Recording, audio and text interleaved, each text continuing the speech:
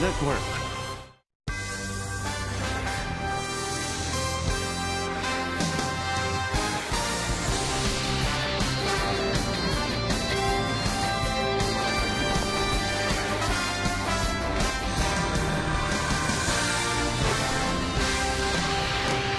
No matter how you got here today, it is a beautiful day for baseball as the Yes Network presents New York Yankees baseball. It's the New York Yankees against the Cleveland Indians in the middle game of a three-game set from Yankee Stadium in the Bronx, New York. Hi, everybody, and welcome to Yankees baseball along with Al Leiter and John Flaherty. I'm Michael Kay. Well, the Yankees have been struggling coming into last night's game against the Indians, but it came together. Great work out of the bullpen and an offensive explosion we have not seen lately. No, the Yankees have been struggling offensively, looking for that one big swing of the bat. It came in the bottom of the third. Mark Teixeira coming back off the disabled list. Struggled for a few games, but not last night. A grand slam. Mariano Rivera in later on. They're leading 7-4. He's going to pick up his 20th save of the year, and the Yankees come out of here last night with a very nice 7-4 win. Let's look at tonight's New York Lottery pitching matchup. Scott Kazmir, great comeback story for Kazmir. He gets to start for the Indians 3-2, 5.13. And David Phelps Al is trying to come back from the worst start of his career. Probably anywhere, Michael. There's no doubt about it. When you don't get out of the first inning, it's not a good outing. Through 31 pitches. Of that, he went through 9 batters. And I'll tell you what, if you watch this little run here with the video, a lot of pitches up in the zone. For me, David Phelps has got to have better command of his fastball. It's got to be down. Everything works off of his fastball. He's got his good curveball, slider, changeup combination. But when he elevates, there was a 5th run for his 1/3 of an inning, 5 runs. Not a good outing. He's got to do better than that. And you know he wants to, and Joe Girardi wants to have him do well as well, because the Yankees would like to stay out of the bullpen. When we come back, Sarah Kustok will talk with Joe Girardi about David Phelps. That's coming up next, right here on Yes.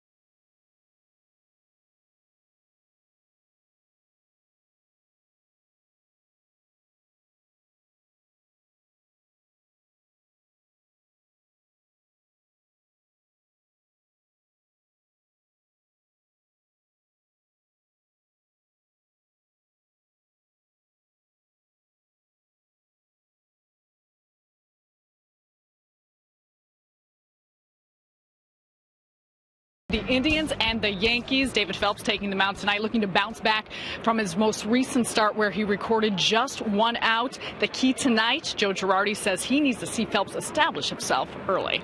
You know, I think it's the first inning for him a little bit. He's had some struggles in the first inning, and as I talked about, last time he wasn't able to get out. The other games before he was. And if he seems to get by that first inning, he's usually pretty good. I think it's just getting a feel for the mound and a feel for what you got out there, because a lot of times what they have in the bullpen doesn't come out necessarily what they have in the game. So it's kind of getting into it.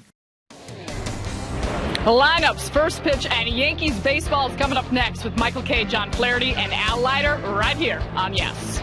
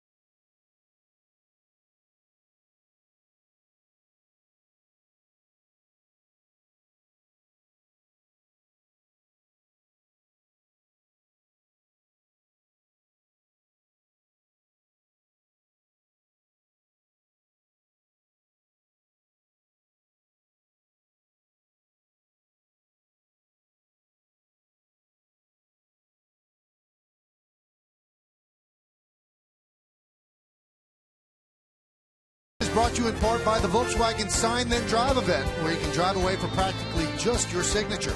By TJ Maxx and Marshalls, 2 stores, 2 awesome ways to score. And by Centerlight Healthcare. Centerlight, proud partner of the New York Yankees. Really a great day in New York City. Perfect night for baseball. We're glad you can join us on the Yes Network for the Yankees and the Indians game 2 of this 3-game set. Why don't we take a look at the Indians lineup, which was put together by Terry Francona. This is the lineup that will go up against David Phelps. Michael Bourne in center field will lead off. Batting second, playing second, Jason Kipnis. Michael Brantley in left field, he'll hit third. Cleaning up, the first baseman, Nick Swisher. Carlos Santana will catch, he'll bat fifth. Batting sixth, playing third base, Mark Reynolds. Jason Giambi, the ancient one, the DH, will bat seventh. Batting eighth, playing shortstop, Mike Aviles. He'll be playing there a while as Asdrubal Cabrera was put on the DL with the calf injury. And then Drew Stubbs is in right field, and he is going to bat ninth. And David Phelps, beyond the mound, a 26-year-old right-hander, 14th round draft pick in 2008 out of Notre Dame. See his numbers there, 12 appearances, 6 of them as a starter. Coming off his worst start of his career, only 1/3 of an inning, and not getting through the first inning obviously wasn't a good start. Let's take a look at the scout report brought to you by your Tri-Honda dealers. I mentioned that. Turn the page. You can't think about anything but this game, who you're facing, Michael Bourne, Jason Kipnis. You go through the scout report, you got to be able to look ahead. Stops the running game. How about this? 91 innings pitched since August of last year. He has not given up a stolen base. He could be attempted tonight with Michael Bourne. They have some good runners here. Drew Stubbs could be a possibility. Command of his fastball. Like every pitcher, command of his fastball. He uses 4 pitches. 55% of his pitches this year were his fastball. Strike one, and I like when he's got action down in the zone. All right, so Phelps is ready. So is Bourne. Now let's do it. Here at Yankee Stadium, the first pitch is a strike, and we are underway.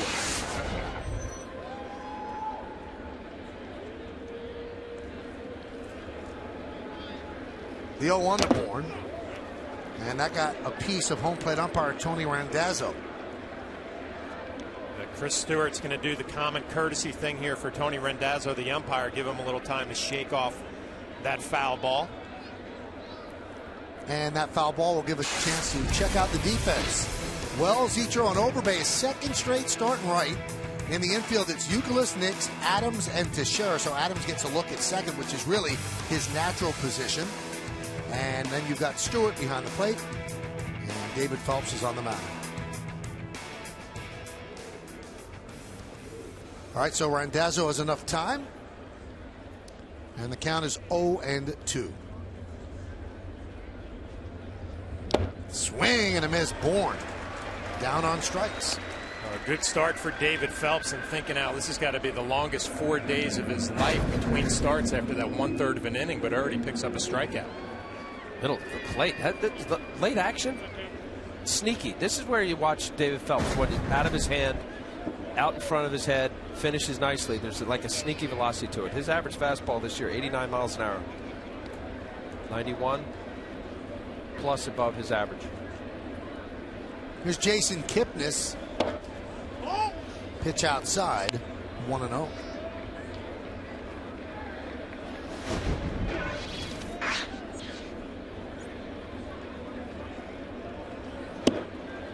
And a strike, count 1-1. Think back to that last start for David Phelps against the Mets. All over the place with his fastball. Didn't have anything on his breaking ball. And already it looks like command much better out down in the zone, like you said in your scouting report. Third base umpire Manny Gonzalez said he went around. Well, you know this, John, having caught so many major league pitchers. I like David Phelps, and I think that, the wow factor of all of the 95 mile an hour, plus velocities that guys can, blow away hitters with mistakes. He's got to be on with movement and location. And you hear it often with pitchers that don't throw that plus fastball, which is, 93 or better, maybe 94. If you got a special on 95 or better, what does it mean? You get away with mistakes, middle of the plate. But more than enough, and especially with that finish, good playing, and down in the zone. If he lives down here with all of his pitches, he's going to have a good game.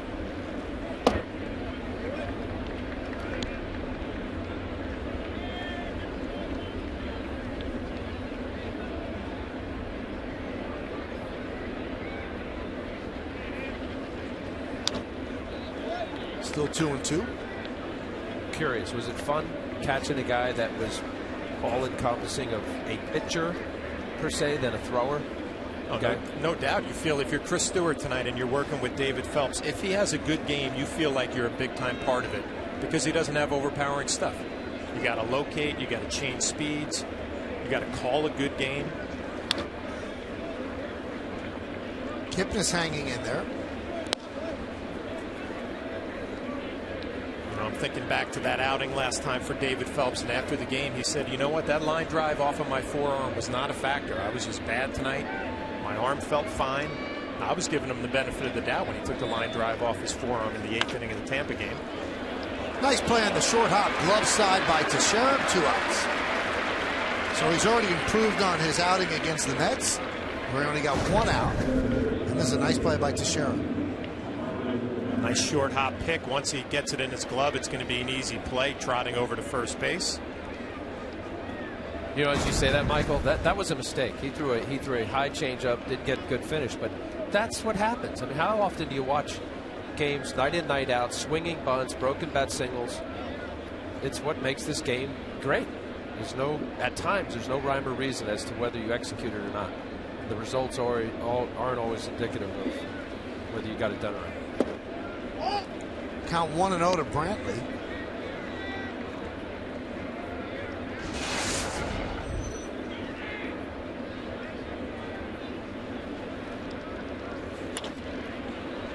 Fly ball down the left field line. Wells gives it a look, but it makes the seats.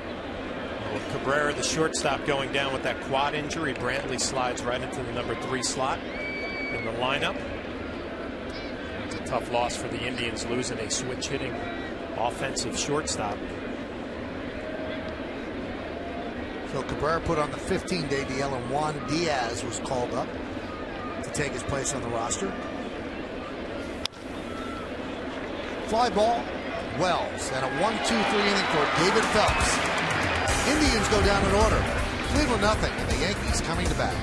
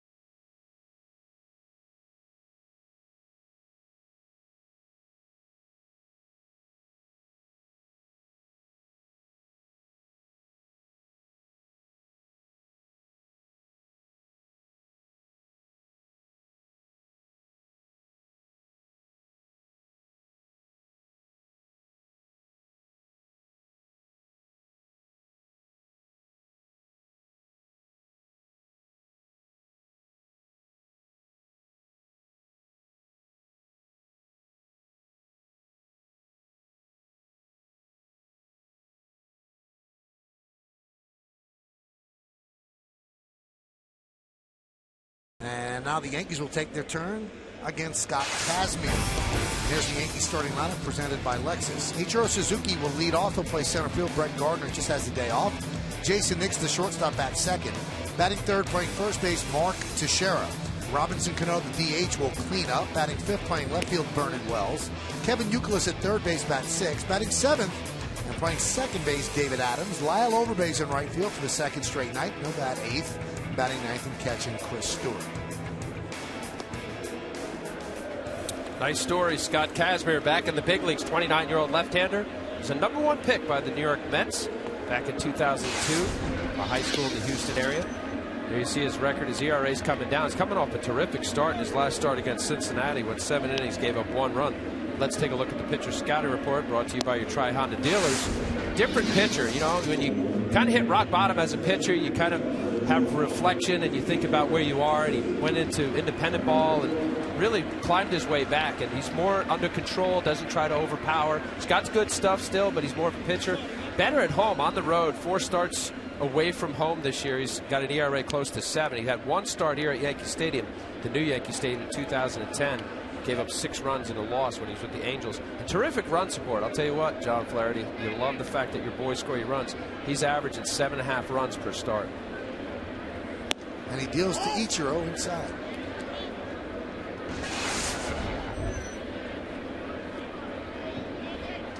Does the 3-2 record with an ERA over 5. A lot of people would have given up when he was let go by the Angels, and he didn't. You know, as Al said, he climbed his way up to independent ball, really out of professional baseball for the most part. No affiliated team last year. And here he is. The Indians took a chance, and he's doing a nice job. You know, when he was released by the Angels, mechanically he said he was a mess, and he actually went home, had a mound in his backyard, and retaught himself his delivery.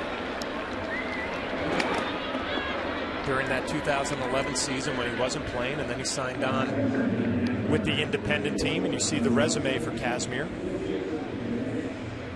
You know, it's interesting. He also said that he always threw harder than most people, and he never really had to work on mechanics. And when the mechanics went awry, he didn't know what to do because he never thought about it before. So he kind of had to relearn how to pitch. Well, you know what? Just what you just came up with, John. You know, you could just completely mess with your mind after a while. And maybe it's the same thing as a hitter. You forget. Yep. Amazingly, here you are in the big leagues. He was a 2-time All-Star. And all of a sudden, it's like, where's my arm? How do I finish? Like, literally, I get it. Go back to Little League. I mean, he's had some injuries, but nothing major to where he had to, like, refigure, you know, his body and the mechanics that based on an injury.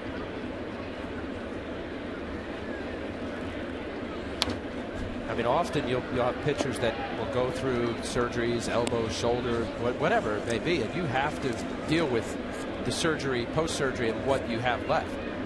You know, he's maintained this year. He's hit 95. He's averaging 92. I went on the computer today to look at his velocity. It was pretty much the same when he was with Tampa Bay, averaging about 92, a tick above. Everything was pretty much the same.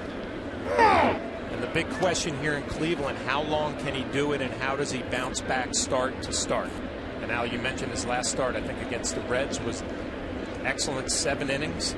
And they're wondering how he's going to rebound now after throwing that many innings. A season high for him.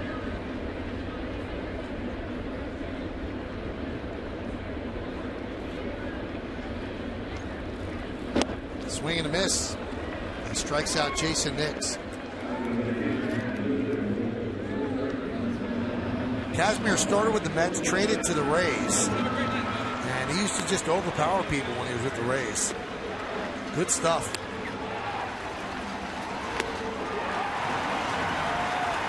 One of those 3 fastballs were actually a strike. I mean, I thought what you were going to say, Michael, was that you had to learn how to pitch. Because often phenoms, they get to the big leagues, first-round pick, get a boatload out of high school. You can go to any college in the country, and you really don't know how to pitch. I mean, his high school numbers were ridiculous. 11-2 with an ERA at .37.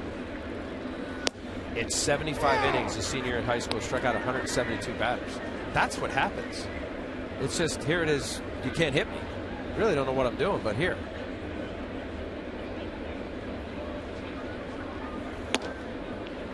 And why the Indians would take a chance on him. When you're left-handed and you're just 29 years old, it's worth it. Worth the roll of the dice.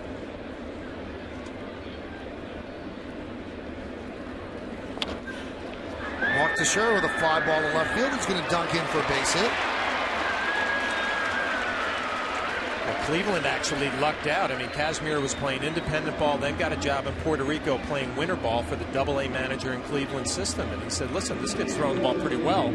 Take a look at him. They bring him into camp on a minor league contract, and here he is pitching in Yankee Stadium. Now, you don't know how long it's going to last, if he's going to hold up, but so far, so good. Yankees baseball is available in Spanish by hitting the SAP button on your television. SAP is brought to you by Infinity. So Santana has a talk with Kazmir, and that'll bring up a Robinson Cano. DHing today, so kind of a half day off.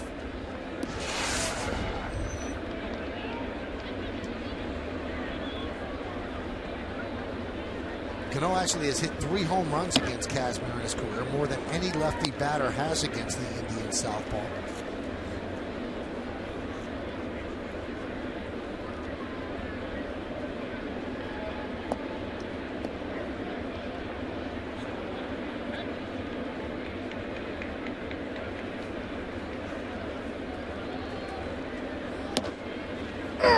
93-mile-an-hour fastball.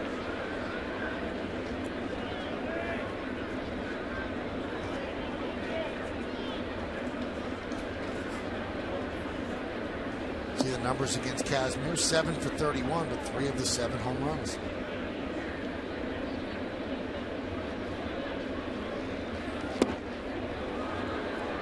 Now, speaking of taking chances on pitchers, the Indians are taking a chance on J.C. Romero. Going to sign him to a minor league contract to report to their AAA team.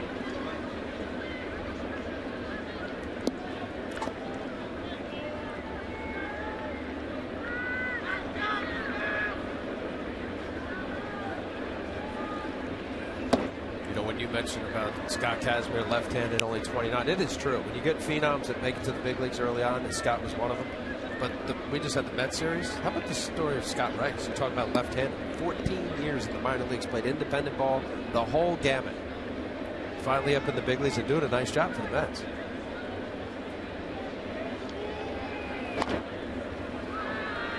I think it's probably harder for Casimir. I could be wrong. Where, he's seen the big leagues, and all of a sudden he's playing independent ball. Scott Casimir can only dream, or Scott Rice can only dream of the big leagues. It's probably a tough task, and he had to work during the winter. But this guy, to reach the heights that he reached, and all of a sudden so humble to sign an independent ball contract.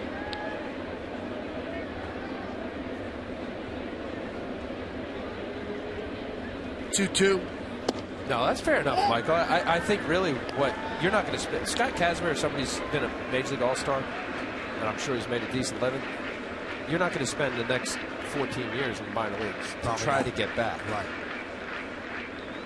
I don't think. Runner will go. 3-2, 2 outs. Lace the other way. Well, it's a nice thing about independent baseball, right? You go and pitch and show your skills, and then you can choose what organization you want to sign with. And obviously, land of opportunity here in Cleveland. Young up-and-coming team, veteran lefty. I didn't realize he was still only 29 years old. I think he's been around forever.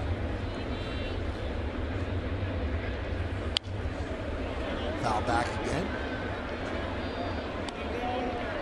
Well, he got to the big leagues in 2009 with the then Devil Rays. Did you play with him?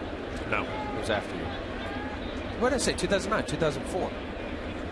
Almost 10 years ago.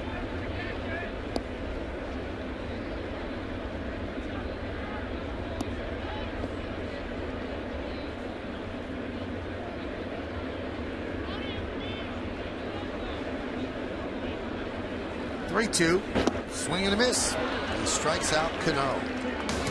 No runs, a hit, no errors, 1 man left. We played one at the stadium. No score. Yankees and the Indians on Yes.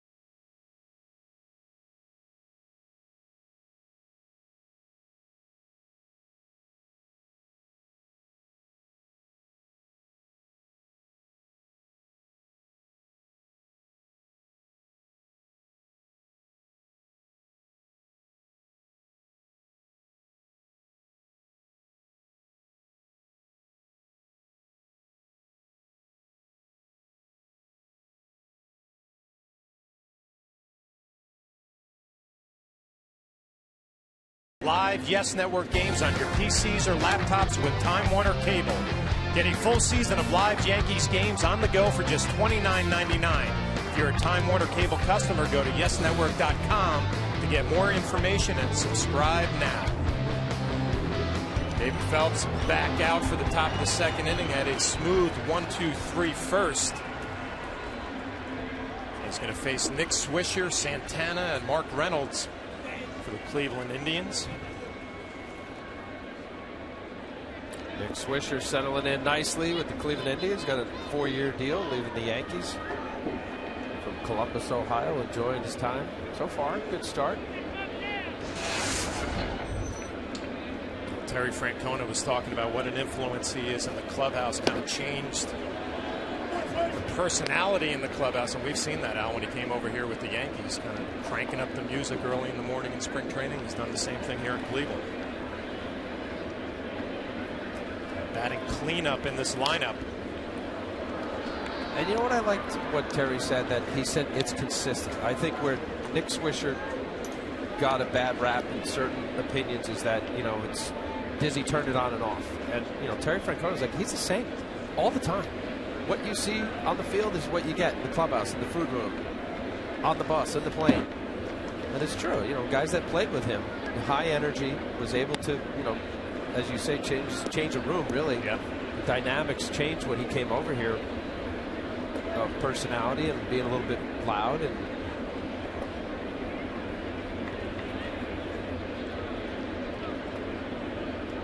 And here's the 1-2 to Swisher. Swing and a miss. Strike him out. But so far, David Phelps, I mean, you know, I love the action, really. It's the movement on his fastball, but the two breaking balls. Two breaking balls and his changeup. And that's what he has to do. And if he has that ratio, as he's shown, there's the curveball grip off to the side, pull down. Watch this break here. It's actually more of a slider break. He'll throw less sliders, more to left-handed hitters. 8% of his pitches or changeup, 18 and 19%. He's equal with his slider changeup, so he just changes speeds on his breaking ball. Here's Santana. Pitch outside, 1-0. You know, I think back to that start against the Mets, and he threw I think it was a curveball out to Murphy. I mean, it had nothing. And already we're seeing the sliders early on in this game, so much more action. Can it just be that simple that he had a bad outing?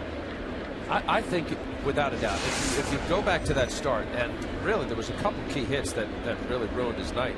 There was really a couple walks. I mean, he faced 9 batters, threw 31 pitches. And you know this, having faced guys, when you look at their eyes, and you're all of a sudden in a game where it's a couple pitches in, and you got a guy who's hit a base hit, and then a double, and then you walk a guy, and all of a sudden another base hit. It's like, whoa, here we go. And you haven't even settled in. You barely toweled off from your warm-ups. 1-2. 2-2.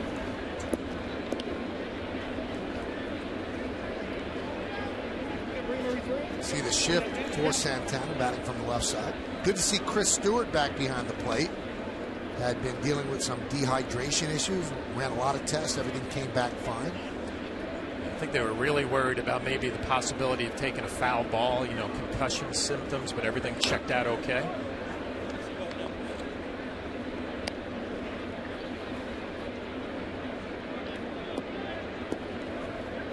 That's why it amazes me, John, when you say that the foul tips really didn't hurt. You never really felt it.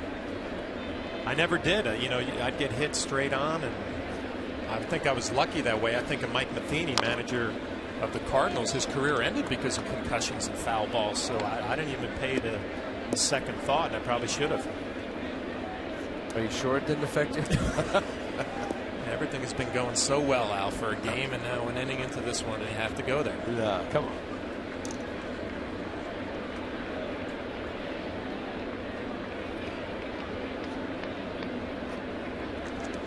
The 2-2.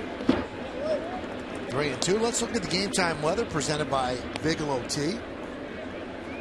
Doesn't get much better than tonight. 72 degrees, 35% humidity. The wind is 12 miles per hour. It's clear and it's comfortable. Muggy. It's muggy. Muggy? Muggy? No. Out of your mind? I am out of my mind. I think that I got hit with foul balls. The 3-2. Well, didn't you get hit by a long fly ball in the outfield? Well, that too. shagging in center field, 400 feet away at Columbus Clippers Stadium, off of Roberto Kelly's bat. To lose it in the sun? No, we were doing the pitcher drills. You know, where Kenny Rowe is the pitching coach, and they throw it, and I'm about ready to catch the ball he threw, hit me right in the face. Was it a muggy night? I think it was muggy. It was middle of the summer. That muggy. Did you have a timeshare in Columbus? I should have, right? Yeah, there's a few times there. The Columbus shuttle.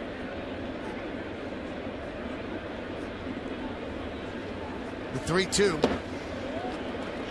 And Santana works a walk. I am a little startled. I think John is too. It's such a perfect day. It's not muggy at all.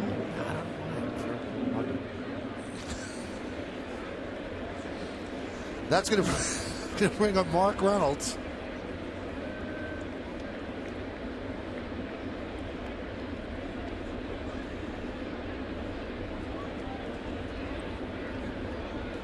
Larry Rothschild going over some matchups.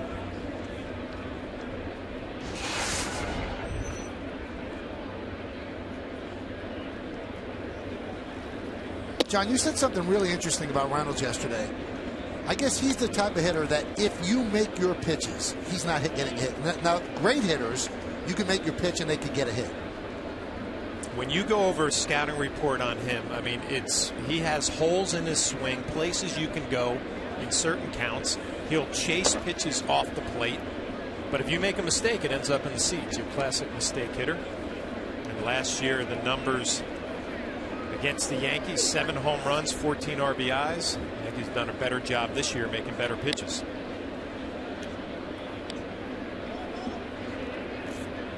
You know, Michael, there are some guys you go over a lineup and you talk with your pitcher and your pitching coach, and the three of you look at each other like, I don't know how to get this guy out. You know, Edgar Martinez, guys like that come to mind. Tony Gwynn, yeah, Don Mattingly. Well, I mean, all you have to look here is 221 the last 2 years, 159 strikeouts, 196 strikeouts, 198 batting average last year in Arizona, 211 strikeouts. He's resigned himself to the fact that I'm going to connect when I connect, and I'm going to hit it out of the park, as you say, John. 23 home runs, 37-32. A lot of holes in that for a guy to bat 220. And we said this yesterday. Terry Francona took all the pressure off him in spring training. He said, don't worry about the strikeouts. Don't think about the strikeouts. You're a home run hitter. And he said that to a lot of the players. And the Indians are now much more of a strikeout team than ever before. They have the third most strikeouts in the American League. Last year they had the third fewest strikeouts. And they're swinging and trying to connect. Fouls that one off the other way. Makes the first row of seats.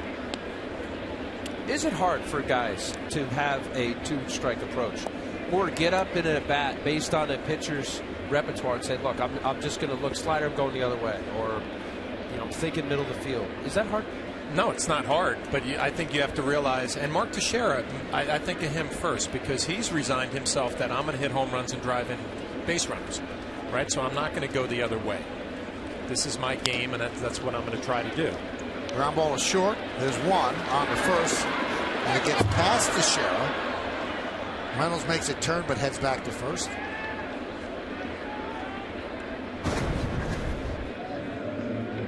Jason Nix playing shortstop, over to Adams playing second base. We haven't seen that. He's played there in the minor leagues. Coming up, Mark Teixeira just tried to backhand it and knock that ball down.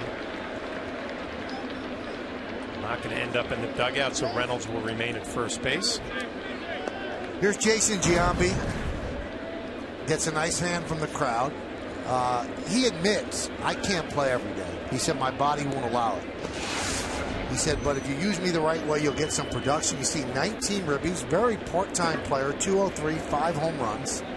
But his value is in that room, in the clubhouse. Terry Francona said, in all fairness, he should be looked at as a player manager. He said, as much as I lean on him. He said, I've never been so impressed with a player. And the story is last year, at the end of the season, look what he's done the last 3 games. He interviewed for the Colorado Rockies job and impressed him so much he was in the final cut. And Francona said something great about it. He said, when I got to meet Giambi and see what he's all about, I realized how great Walt Weiss must be, that he got the job over this guy. He said, this guy is not only one day going to be a manager, He'll be a manager whenever he wants to be, and he's going to be great at it. Well, he's a great personality, great teammate, always has something positive to say. You talk about the mental side, the booster, the teammates, the players. He's got that checked off for sure.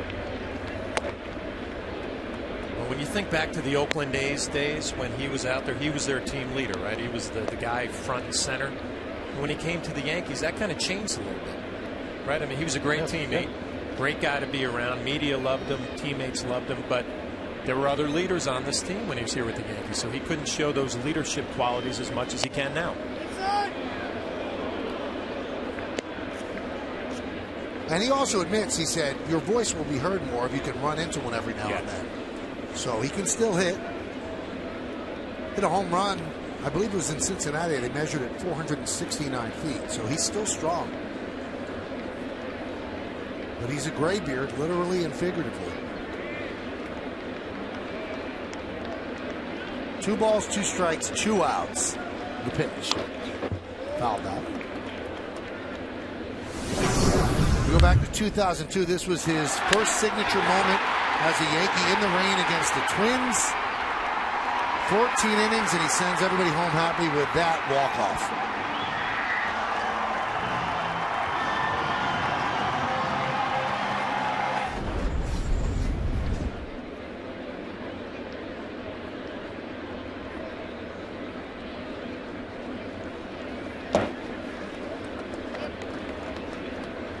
You see the number 25 he wears. He wore that with the Yankees, and the reason he wears that, his dad's favorite player, Mickey Mantle. And when he got to the Yankees, of course, 7 not available, so he took something that added up to 7.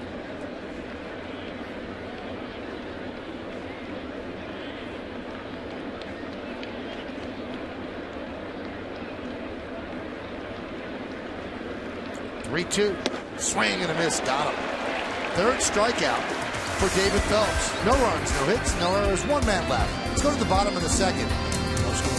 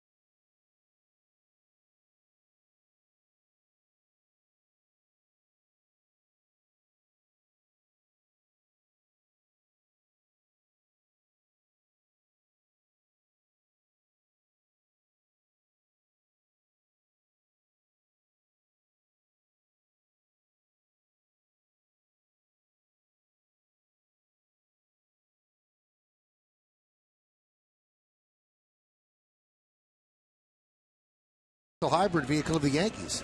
Here's how we started the conversation today. Do you think any active pitchers have a chance at 300 wins? If so, who and why? Tyler D. Norton says CC Sabathia has the best chance if he keeps pitching. Money is on CC. Follow Yes Network and tweet us your responses using hashtag Yankees Prius. Keep the conversation going. Well, it seems to be the prevailing thought that there will not be any more 300-game winners, but I don't buy it. I think it's going to be tougher. How people go to the bullpens earlier, and 5-man rotations will make it tough. But Pettit's at 249. I don't think he's going to make it. I don't think he's going to stick around that long. Halladay is coming off a shoulder injury. Hudson at 201. I don't think he's going to get there. Sabathia young enough that he might, but boy, he's got to have 5 more really big years. Now, Bartolo Colon is not going to get there at his age with 177.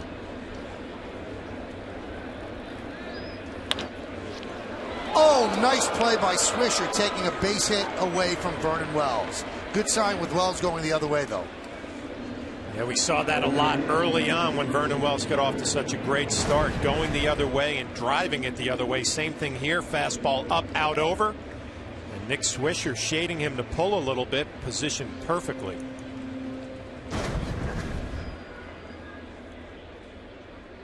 Well, Al, let's get in the conversation. Do you think anyone gets to 300 ever again? I think the fact that you're playing games, and of course there's going to be pitchers on the mound and they're going to have terrific careers, but I just think, Michael, it is just so tough with the 5-man rotation, with the specialty of middle relievers and closers. The fact that you don't get, even if when healthy and never miss a start, you don't get more than 34 starts. Once upon a time, consistent, you'd see 37, 38 starts, and then you go way back. Guys were getting 40-plus starts. You know, every additional start could mean a win. But even there, CC Sabathia is 32 years old. At 15 wins a year, which is solid, 6 more years, he'd still be short by 10 wins, approximately. Youkilis with a ground ball at third. Reynolds a nice play. Fires in the dirt, scooped up by Swisher for the second out. They'll give him 90 more wins. He's at 196. So then he'd be 39? He'd be 39. He'd probably hang around for those 10. He'd be 38 going on 39. Yeah, I mean, that's the kind of, but, you know, consistency, good play by Swish. We saw him have a nice play yesterday as well. Similar, saving Reynolds a throw.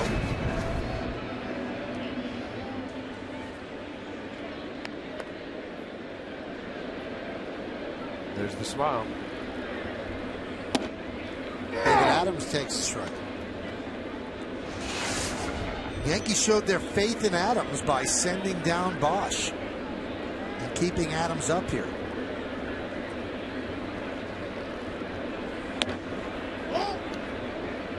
Gives them, or gives Joe Girardi a little more versatility in the infield. He's got an interesting throw. From third base, he throws way over the top and really doesn't cut it loose. We saw the throw from second base. Instead of that little bent arm flick or side arm low 3/4, he's right over the top. It'd be interesting to see how he turns double plays and transfers quickly from second base.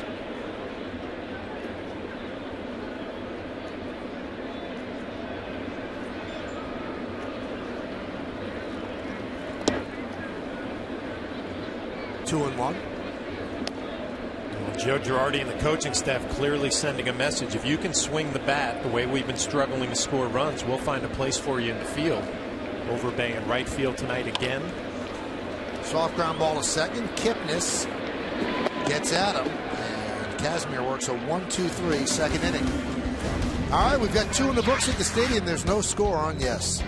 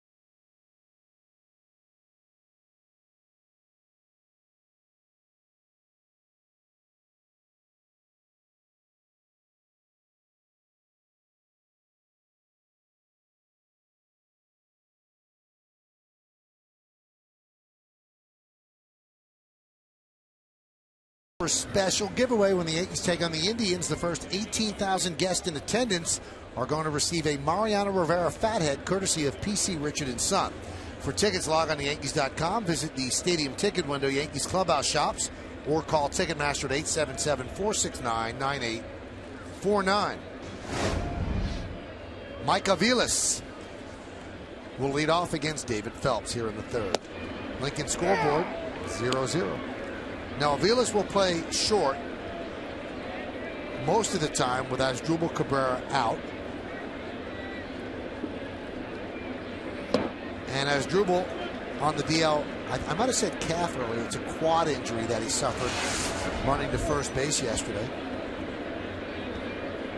And I was talking to Andy Pettit today about injuries and whether or not he's thought about, did I make the right decision coming back? He said, hey, you can get injured at any time. He said, Asdrubal Cabrera's not old, and he got injured. He hurt his quad running to first base. And you just can't think like that. He said, sometimes it's bad luck. He said, but I feel I'll be good the rest of the year and be able to help the Yankees. How do you feel after last night's starting? He said fine? He felt fine. He said he was just disgusted with the way he pitched. He said, I can't give up a 4-1 lead. And I said, we had a shot at you in the dugout, and what were you thinking? At that point, he said how disgusted I was that I performed that way. He said people pay their money to come to the ballpark, and that's the kind of performance. I thought he was being very hard on himself. He said, but I just can't pitch like that. He said, my team has a hard time scoring. They give me 4 runs. I've got to put that away. He was beating himself up. Well, I'd take nothing less than for Andy to say that. That's true. I mean, you go through it, you get a chance, you get team score some runs, and you can't hold it down. True pro. Popped up Adams on the outfield grass, puts it away for the first out. All right, Michael. So, yes, you just did what? The Fathead advertisement. Yeah, right? yeah, I did. All right, so yesterday you said what size hat were you? 7 5/8. All right, so this is a 7 5/8. So I called you a liar, right? Yeah. All right, so we have hats here to figure out whether you are 7 5/8. So let's take Wait, this is 7 5/8. 7 5/8. Put it on. No, it's not 7 it's 5/8. 7 5/8. No, if you won't let me look, no, forget it. I know what you're trying to do. Give me 7 5/8. That's 7 5/8. A 7 1/4. All right, You gave me a pinhead one. I'm not putting it on. 7 5/8. Let me see. Just put it on. This is an 8. Try it. Here, 7 5/8. This is 7 7/8. You're a cheater. If you're not going to play fair, you don't even have a 7 yes, 5/8. I do. You wouldn't play along. Here, 7 5/8. Go ahead. Put it on. Put it on. John, I'm going to take off my headset. Can you do the play by Sure, I got you. That's a good fit right there. He's not even a 5/8. You're smaller. This is actually too big on So me. you know what? There we go. All this whole big head thing. You don't have a big I head. have a You long have head. Yeah. This is really your size. 7 What is and a it? half. 7 1/2. Yeah, do 7 1/2. You guys are like a married couple.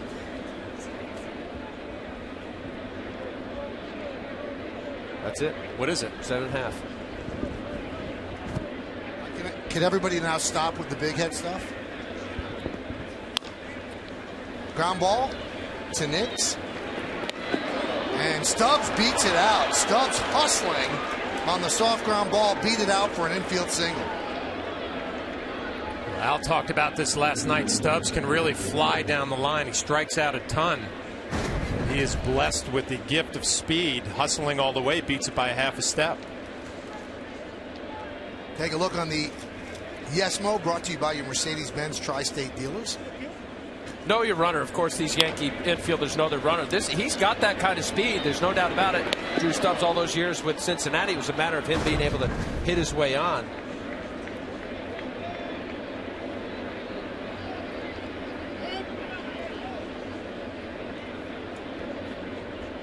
All right, so we got 7 1/2. You're not 5/8. You don't have a big head. You have a long head. That's it. Right.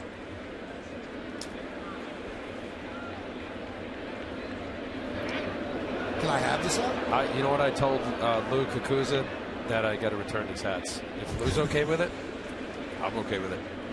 So, do I get an apology or anything like that? Yeah. No, I'm sorry. I thought it was bigger. All right. Close play at first. Al mentioned they don't try to steal against Phelps, but a guy like Stubbs might. There's some speed in this Indian lineup.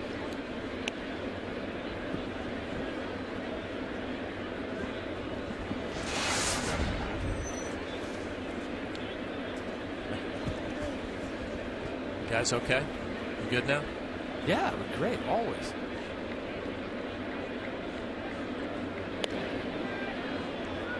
I'm just happy, John, that it could finally be put to rest. That's why I did it.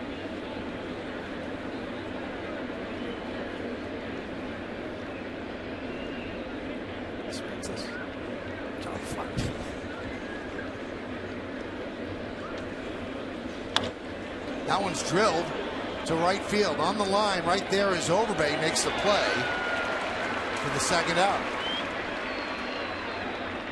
So Overbay's 2 for 2 on chances, a fly ball yesterday, and that line drive hit hard, but right at him.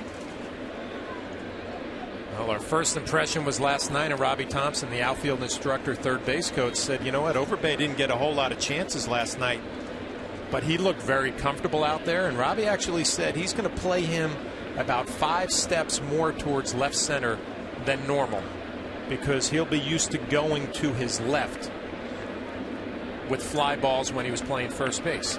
So he said he wants him to move a little bit more to left center field so he's a little more comfortable. That was interesting. And we did get a shot of him running toward the line. He seemed like he got a pretty good jump that way yesterday.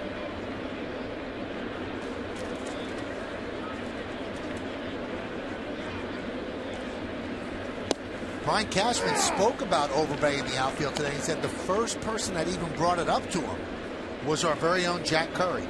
He said a couple of weeks ago, and he goes, I never even thought about him playing the outfield. Then during the rain delay on Sunday, I went down into the offices and talked with the coaches and Girardi, and we were talking about what we have to do. We have to make a roster move for Andy tomorrow. He goes, and they said, you know, we think Overbay could play the outfield. Snap throw to first, and Stubbs back. He said, listen, you guys think he can do it? Go ahead, do it. And that's how it was born. But the first guy to bring it up to him was Jack Curry. Well, Robbie Thompson told me he went to Overbay and started talking about the outfield, and Lyle reminded him, hey, I was with the Red Sox in spring training and did some work out there and felt pretty comfortable. And he was all for it, and here we go. Back-to-back starts in right field. Not completely unfamiliar. 25 games he played in the minor leagues with the Arizona Diamondbacks. Runner goes, ball fouled away.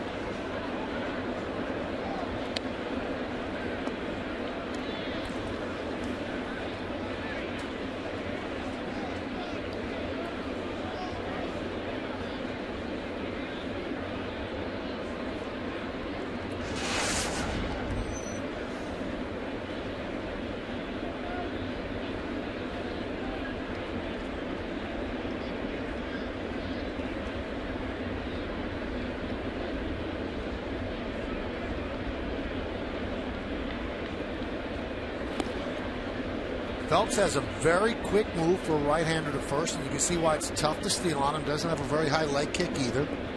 With a leg kick too, but he's got a great move. Right-handers are taught simultaneously. If you can break that lead knee simultaneously, this lead knee with your back knee.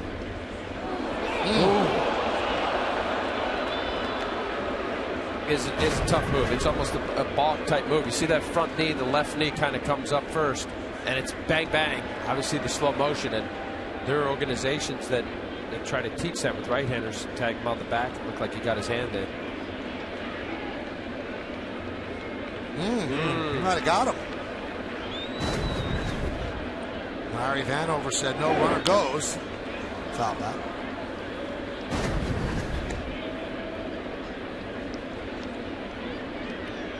He is out, and you can see that Stubbs is pleading almost with his eyes to Larry Vanover, don't call me out. No, and he doesn't. It looked like he got him on the back right there before the hand touched.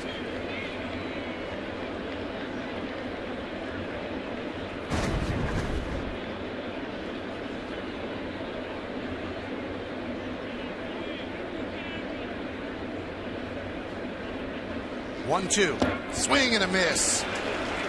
Kipnis down on strikes. No runs a hit, no errors, one man left. A collection of hats where big head jokes go to die. 7.5. Take it.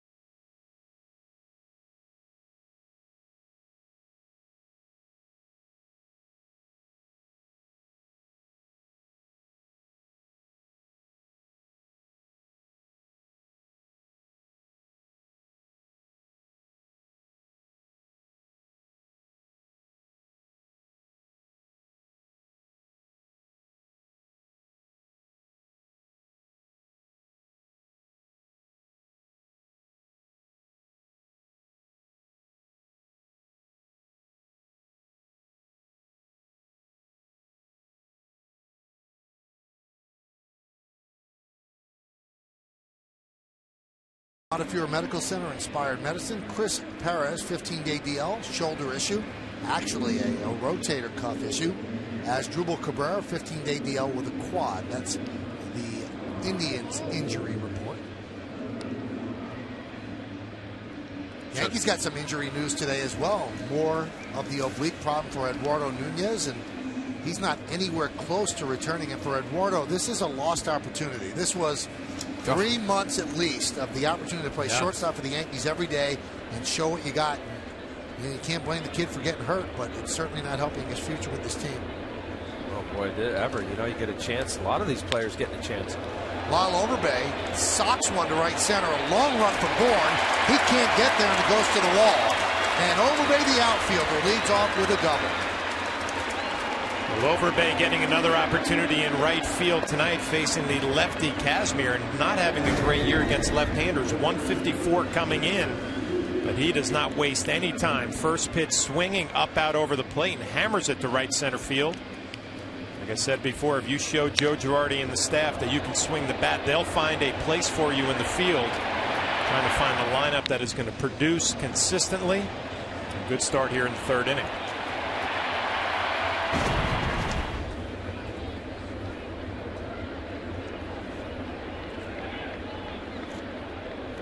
Lincoln scoreboard, no score in the bottom of the third. Here's Stewart. Does he try to hit the ball to the right side or lay down a bunt? Tries to hit the ball to the right side. Well, here you go, Al. This is a situation you're asking about earlier. Can you force a ball the other way? And I would answer it as a guy like Chris Stewart, doesn't have a lot of power, not a real offensive player. You have to force it the other way.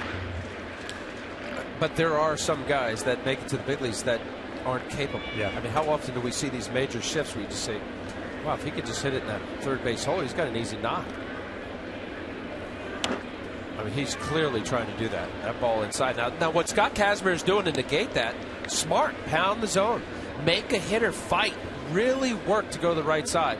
It's a good pitch right there. Tough pitch for Chris Stewart to fight off. Watch here this pitch. He wants his body line inside. And that's exactly where it is. You can see what Chris Stewart's intention is. Well, Al, you are great at this, pounding the righties inside. It's tough when you face a left-hander. A lot of them usually don't like to go inside. They try to go in there, and they're not comfortable with it. They leave one out over the plate. Kazmir, a good pitch. It is unusual. The left-handers just consistently to be able to throw on the inside part of the plate. Because their action, the normal lefty action is away. It's got a little tail. Most left-handers throw a two-seamer, which has sink to it or tail away from the right-hander. And this, you know, this little window here always seemed to be like danger zone. You miss inner third. It's a long, hard-hit ball. Nice job. That one's lined in the right center. It's a base hit. Overbay rounds third. He's going to stop right there. The throw is cut off, and they have Stewart in a rundown. Nobody's at first, but he can't beat Aviles. So Stewart thought the ball was going to go through and tried to take the extra base, and he gets thrown out. Well, a nice piece of hitting by Chris Stewart, but not the best base running play. He sees this throw high from Michael Bourne, but it's just not high enough. A Swisher is able to cut it off. The approach the other way, the hole at bat, finally got one out over the plate. And as a base runner, you're taught to read the throw. It looks like it's going to be high. But Nick Swisher makes a nice grab, and he gets in a rundown. And then you're trying to stay in the rundown as long as you can to see if Overbay has an opportunity to score. Cleveland does a nice job of picking up the out.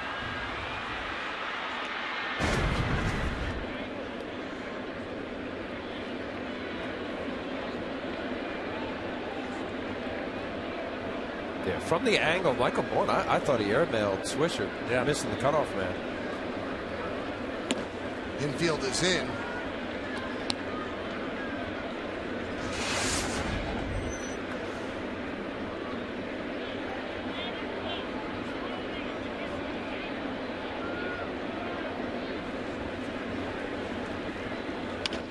Line drive, base hit.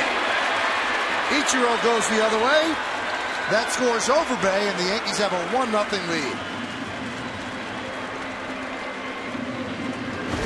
Nice job by Ichiro. Watch a little slider running away from him. Is able to stay on this pitch instead of, even though his hip goes out, he's able to keep his hands back long enough. Now with the infield in, just poke it over the shortstop's head as he did to Mike Aviles. Nice job of hitting. Ichiro has shown that he pulls off a little too much to get some lazy fly balls. Just a nice little poke to left field, putting the Yanks up here 1-0 in the third. You're starting to see the ball jump off his bat a little bit more lately, Ichiro. And with that base hit, he's now tied with Ted Williams for 72nd place on Major League Baseball's all-time hits list. There's a strike to Nix.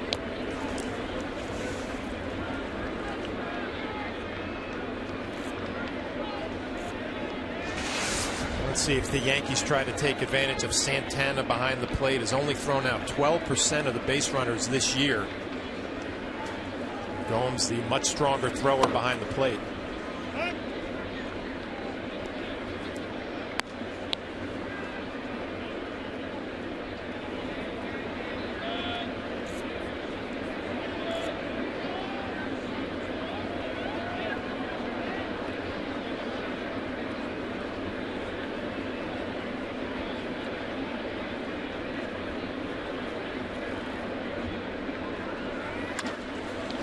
Lined into right center field, that is going to be a base hit. Stubbs cuts the ball off in the gap. Ichiro will go to third. It's a base hit for Nix, and the Yankees have runners on the corners with 1 out.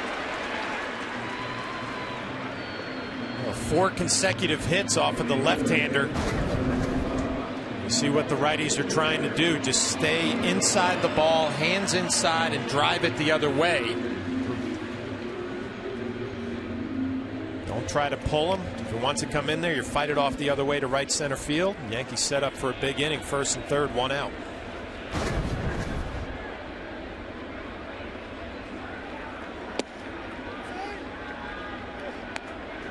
Count 1-0 to Teixeira.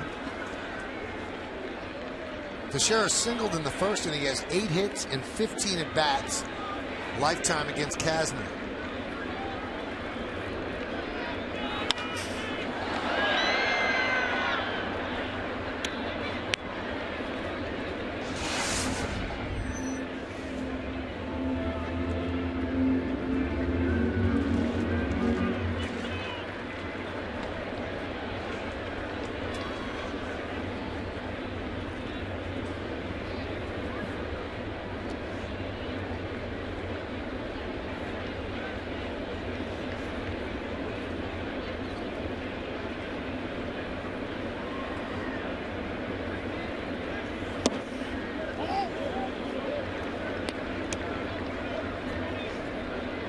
Kazmir had a little trouble starting to dial it up a little bit. 94 miles an hour inside off the plate.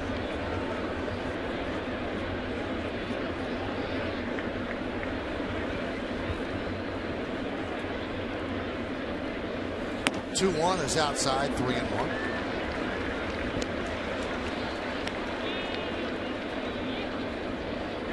Mark Teixeira with that grand slam last night from the left side. It doesn't get much better than this. 3-1 count, first and third.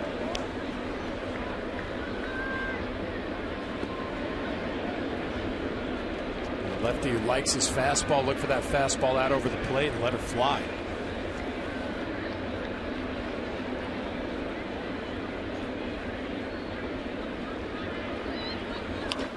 Driven deep to left field. There it goes. See ya. A 3-run home run for Mark Teixeira, and the Yankees lead 4-0.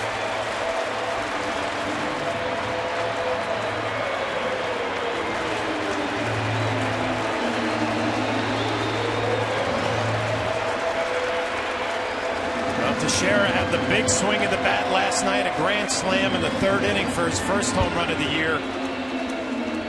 And here gets ahead in the count looking for a fastball, but he doesn't get it. He gets a changeup. Hits it a long way, but even more impressive, able to keep it fair instead of being a little too quick and hooking it foul. Second home run of the year, a 3-run shot. The Yankees now lead 4-0.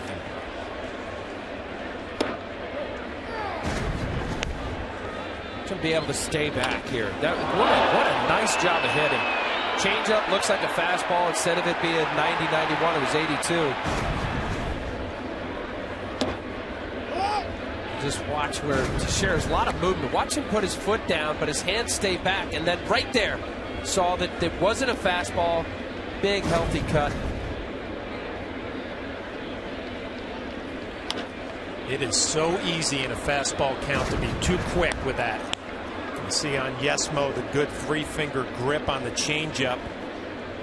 And it ends up middle. It's so easy to be too quick and hook it foul and say, oh, I had a pitch and I was too quick. But to stay inside and keep it straight. Tipped into the glove of Santana, and Cano down on strikes.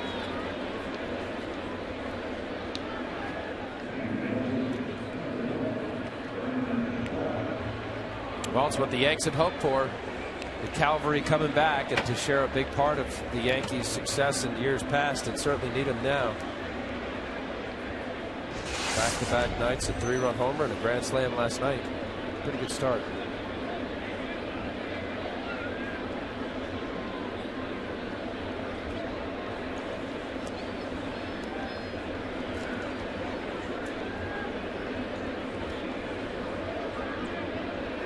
So 2 down, and here's Wells. And there's a strike.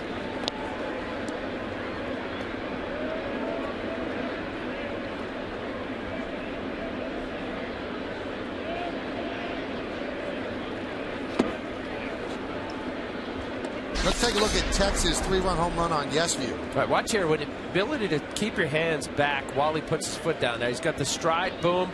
Was able to stay back. I love the head behind the baseball, hands above the ball. And then now here, just both hands on the bat and let it rip. Check swing. Did he go? No, he did not. And the count 1-2.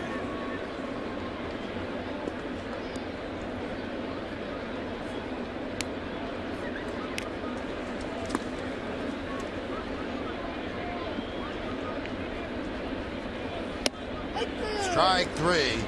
Wells down looking, so Casimir comes back to strike out Cano and Wells, but Mark Teixeira for the second straight night gets the Yankees some runs with 1 swing. Yesterday it was 4 runs. This time 3 runs. We go to the 4th. Yankees lead 4-0.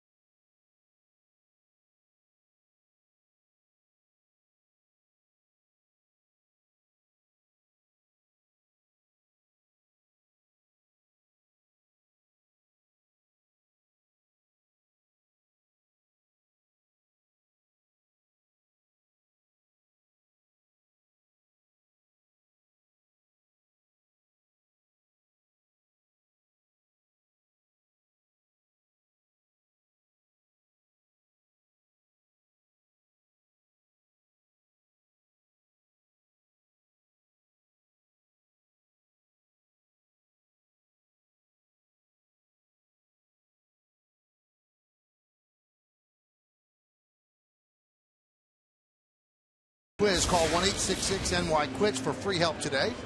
Here's a question. Who are the last 2 Cleveland Indians to catch a World Series game?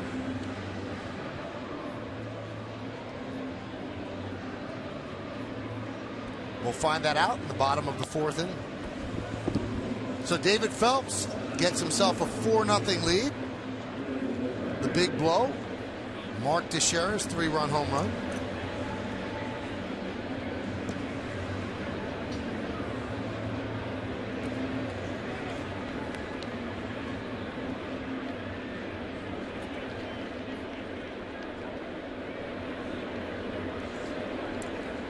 Michael Brantley, Nick Swisher, and Carlos Santana will bat here in the fourth.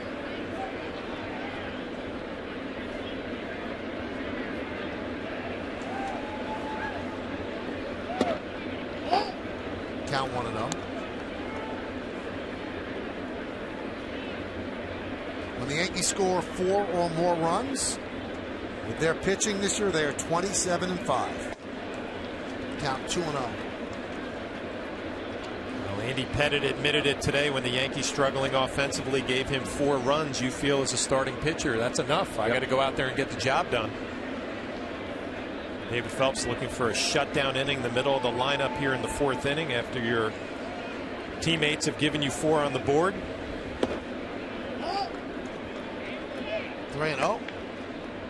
Time for the MetLife I Can Do This stat of the game. If the Yankees get 1 more run, they're 18-0 this season when they score 5 or more runs.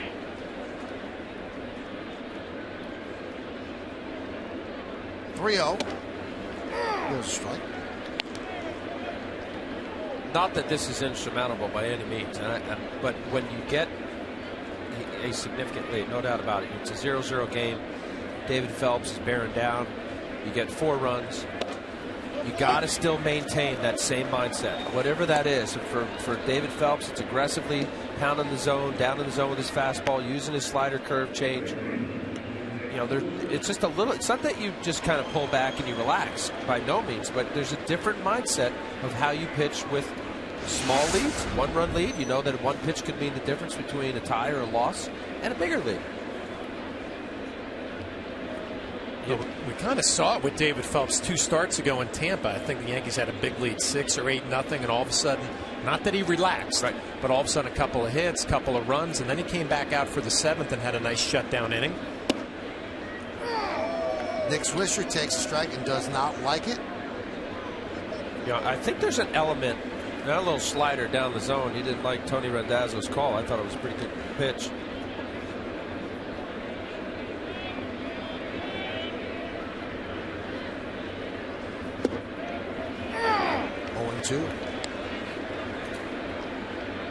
Another one he didn't like.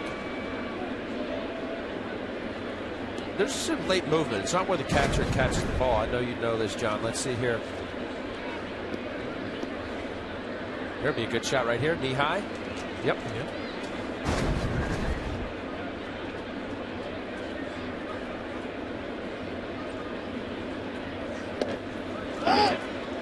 Fastball outside, 1-2. On the top of the 4th, Indians trail the Yanks 4-0. Now, once upon a time, before all this Quest-Tech stuff, and the guys keep looking back, they'd call this a strike. Oh yeah, you didn't like those? I know that doesn't happen, and it's not right. But you cross an umpire, they'll figure out a way to show you.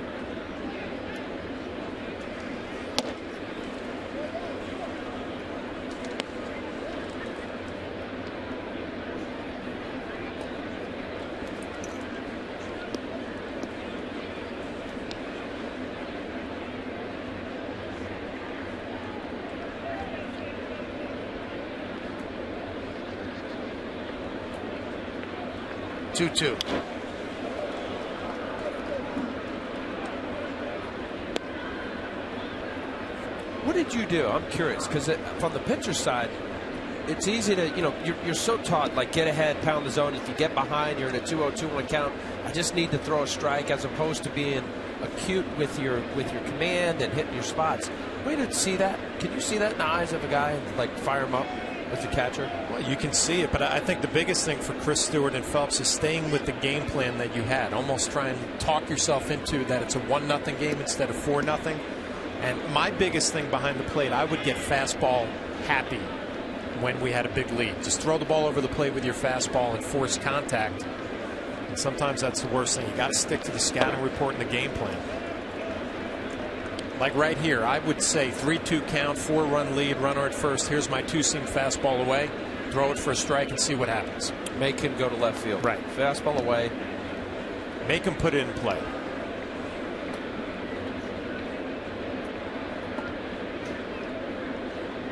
There it is.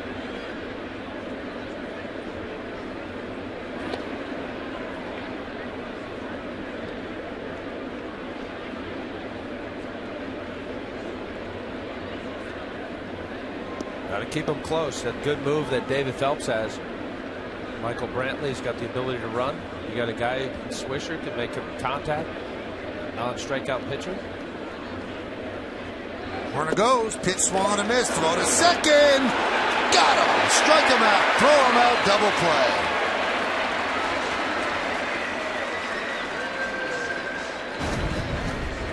Well, big play all the way around. Phelps throws the strike, gets the strikeout. Brantley looks in, knows he's in trouble. And Chris Stewart, not that this is an easy play. Anytime you throw a runner out, it's not an easy play, but he had a good pitch to throw. Brantley did not have a great jump. As long as it was going to be accurate and on the bag, Jason Nix able to apply the tag, and a big double play here in the fourth. So many good things all the way around. Again, Michael Brantley could not get a good jump because of David Phelps' good move. They respect that. And Stewart, are you impressed with the quick release, firm throw? He's done a nice job behind the plate for the Yankees. He really has. He has such quick feet behind the plate. And if you watch him arm strength-wise, you'd say probably average, maybe a little above. But as quick as his feet are in getting rid of the ball, his transfer is so quick and simple and precise. Not a lot of extra movement. That's going to help him with his accuracy. Thrown out 7 of 14 attempted base stealers, and 50% is just great. Santana grounds one softly to Teixeira, who flips to Phelps, and that will do it. Here in the fourth, no runs, no hits, no errors, nobody left. We go to the bottom of the fourth, 4-0 Yanks.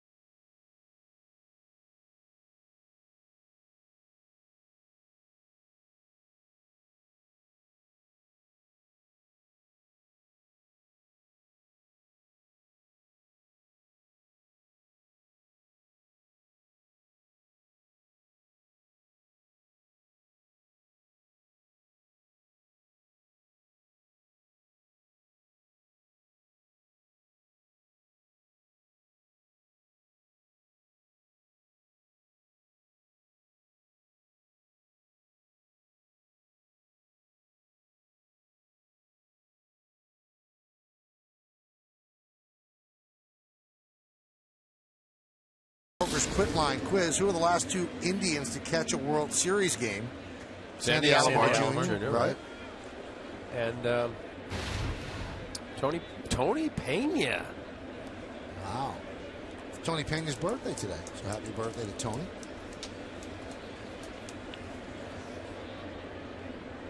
He turns 56 today. Pretty good shape for a 56-year-old. Great shape. Yep. That man was gifted with the ability to throw a baseball. Wow. Even to this 56 years old, you watch him play catch before a game, getting loose for batting practice. It's like he was in his prime, that whip in his arm. And he was not afraid to show off that throwing arm during his playing career. He would light up some pitchers out if he wasn't happy with pitch location, selection, any of those things. From his knees. Oof. I was lucky enough to back him up my rookie year in Boston and learn from him. It was a treat, let's put it that way.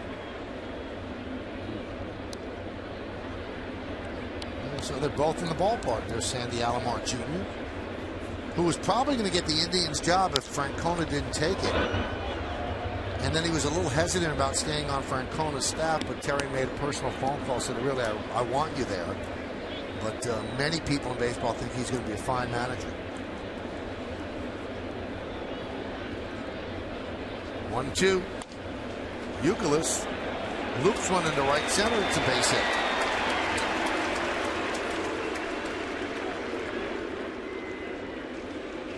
Pena played a lot of baseball, caught 1,950 games, and that's good for 6th place on the all-time games caught list.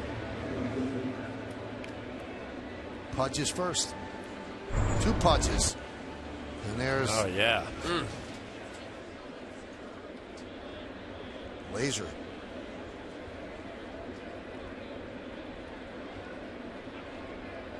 Right on the money. There's a strike to David Adams.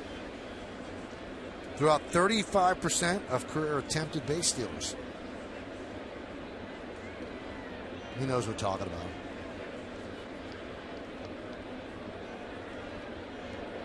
Four 0 Yankees, bottom of the 4th, the 0-1.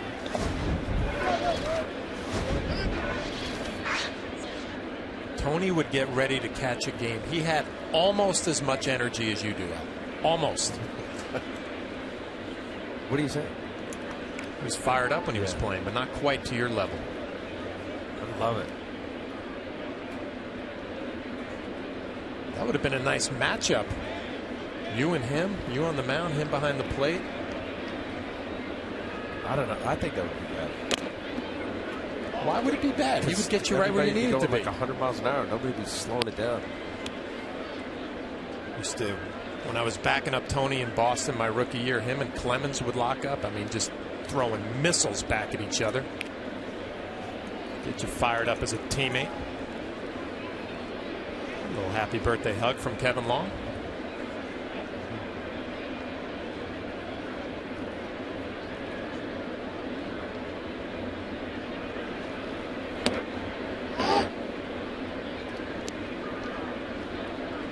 Count 2-2.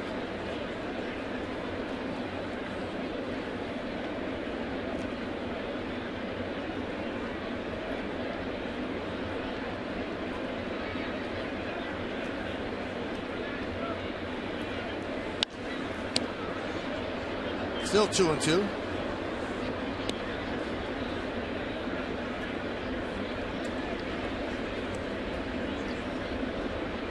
Frank Lombardo is celebrating a birthday today. He's 83 years old. Look great, phenomenal. Frank. Keeping it together, Frank.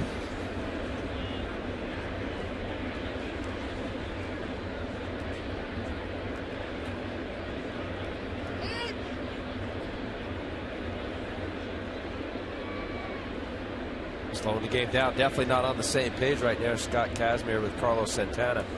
Primarily 2-pitch pitcher. Fastball, slider with an occasional changeup. This year 5% of his pitch has been changeups.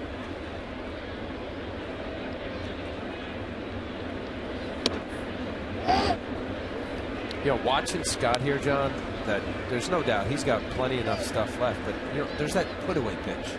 You know, there's been several at bats here where that down and away dive or something that just looks like a strike in this area and then just dips. He's got the slider at times, throws a curveball. Fastball's pretty straight. Oh, damn it. And Adams swings and misses. Good pitch there, down and away at 93. But I'm just thinking, watching the right-handers, everybody's blocking the ball off the other way except Mark Teixeira, who got an off-speed pitch and hammered it in the seats to left field. And it kind of plays to your point. You can look fastball, slider, and think middle right center, and you'll block the fastball off the other way and you'll pull the off-speed pitch. It's the approach we've seen from all the righties tonight.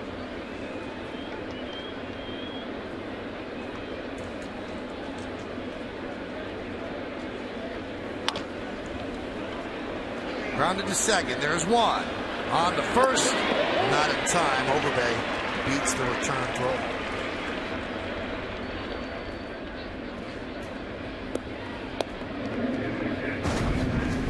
Well, this ball wasn't hit real hard. Kipnis with the turn, the throw to Aviles. And Overbay, who runs better than you probably think he does. And I think I recognized that last night when he was in the outfield chasing down some of the gappers. Able to beat it by a half a step coming out of the box. I thought with overbase speed, and while it, as you say, it's pretty good, I thought the turn there was a little slow. Slow, yeah.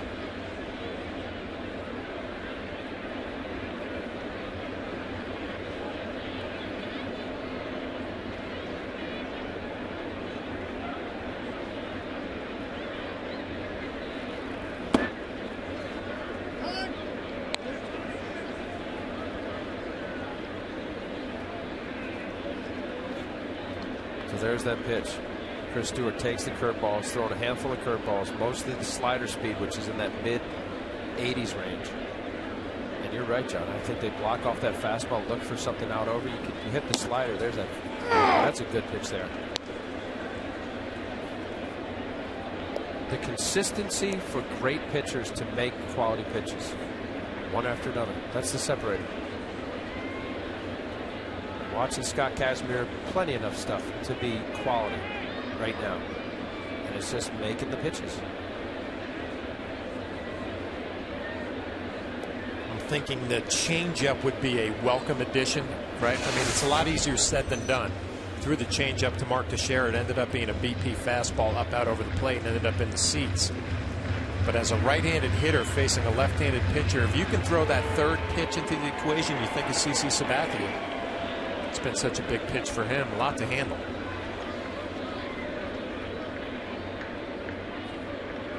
One. 2-1.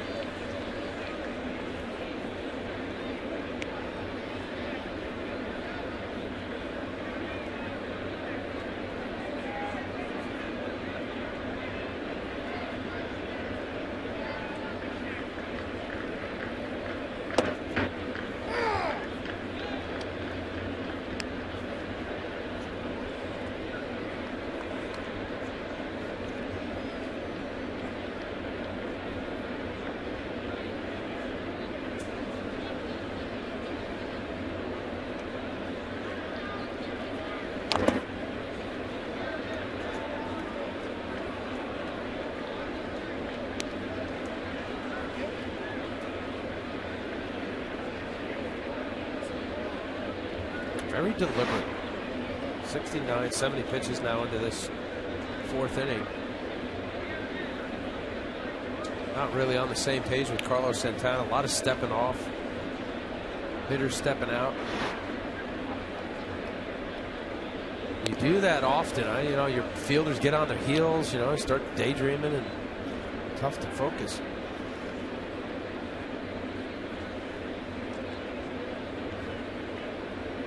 Don't always get the pitches. You know, everybody. Umpires like the crispness. Of course, your fielders. Count 3-2. That will release Overbay at first. 3-2 and 2 outs. A lot of looking at your nails when the guy just doesn't throw the ball. Should I get a manicure? Maybe I'll do it myself. It'll be tough. I have an afternoon game tomorrow.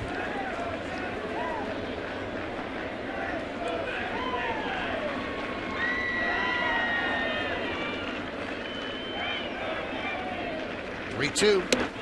Walker. Now they've been close with that pitch. So Overbay moves to second. Now we've talked about this. Pitchers know that everybody benefits when they work quickly. You worked with a guy who was painfully slow, and Steve Traxel. You can tell him to pitch quickly. If they can't do it, they can't do it. He couldn't do it. It just was not part of his routine. Steve Traxel took a lot of time in between pitches. He was a good pitcher. I had several years, 15-plus game winner, all-star. But he just had this routine of the way he looked, how his glove came up. You know, here, you know, this is just, to me, just a guy who's not in sync with his catcher. You get multiple step-offs and the catcher call timeout, the hitter steps out. You know, there's a different, like right here, just get, you know what taught me that really? I mean, it's not that it was obvious. It was David Cone. When I got a chance to play with Coney in 94, I think, or 95. It's like, umpire, everybody loves it. Of course you know that, but get the glove, get out there, get your throws in, have everybody waiting for you. As soon as you get done throwing, get on back on the mound. 0-2. I mean, it makes complete sense. You don't want to rush, of course, rush everything and then kind of lose your thought process as to what you're trying to do here. 0-2 count. What's his pitch here? The previous at bat, he threw a little slider to Ichiro down and away. Ichiro punched it to left. He may want to pound the fastball in. All these things go through a pitcher's mind. Now you hope your catcher's on the same page and in sync with it.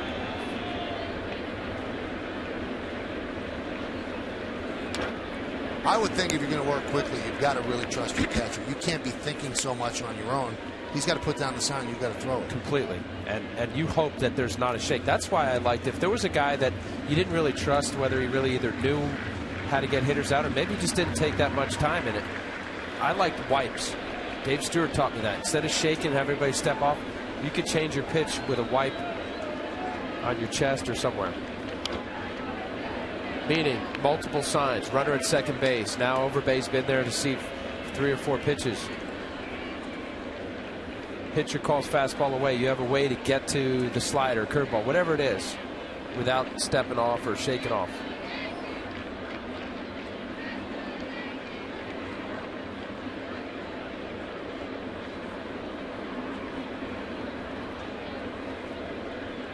The 0-2.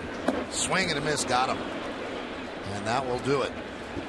No runs a hit, no errors, and 2 men left on base. We go to the 5th. It's 4-0 Yanks.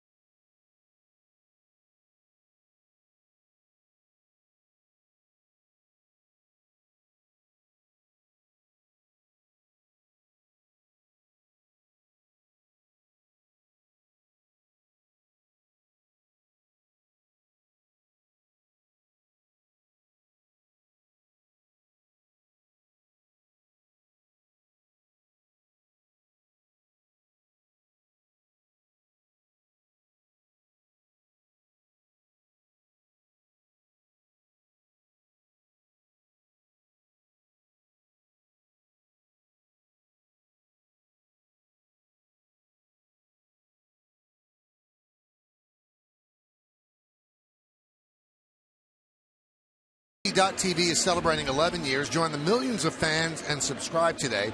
Watch every out-of-market game live online on your favorite mobile and connected devices in HD quality with MLB.TV Premium.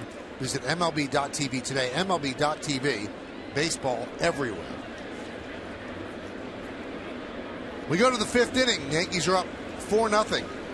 Mark Reynolds will lead it off, and the first pitch is a strike from David Phelps.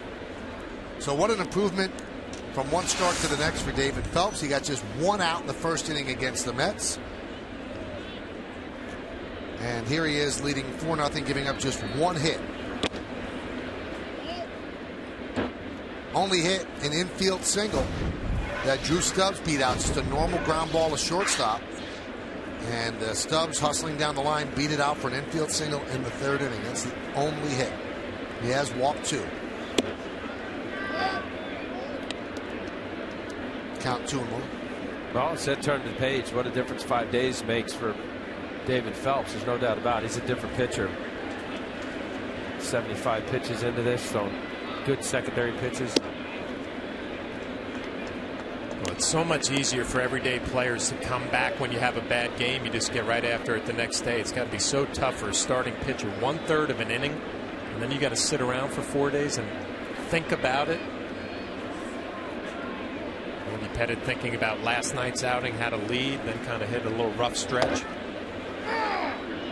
Reynolds thought that was ball 4, said it was strike 2. Well, there's a pitch right there that says that he's not giving in. 4-0. You got a guy that can hit the ball out of Yellowstone, and he throws a slider.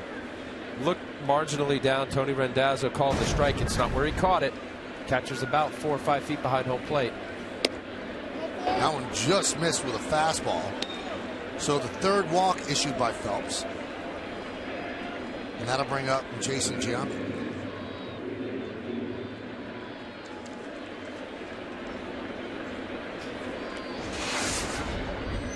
Leadoff walks are never good. Result in runs scored, especially when you have the 4-run lead. Certainly not something David Phelps tried to do. Respecting and honoring the guy that can hit 30, 40 home runs, Mark Reynolds. And here with Giambi, I know he's getting older, 5 home runs on the year, limited playing time. First pitch changeup. You know, Jason's swinging the bat better his last couple of games, and he's thinking about one thing right here coming into Yankee Stadium: fly balls to right field. Get the ball in the air, keep it off the ground. Obviously, David Phelps thinking the opposite, looking for a little ground ball double play.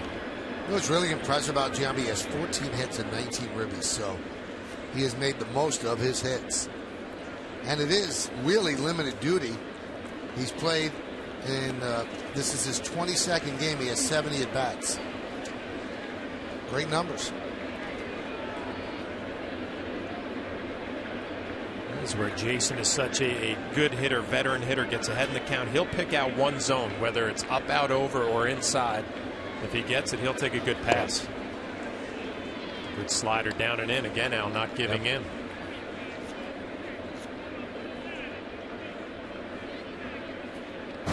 You know, the inning for pitcher of record.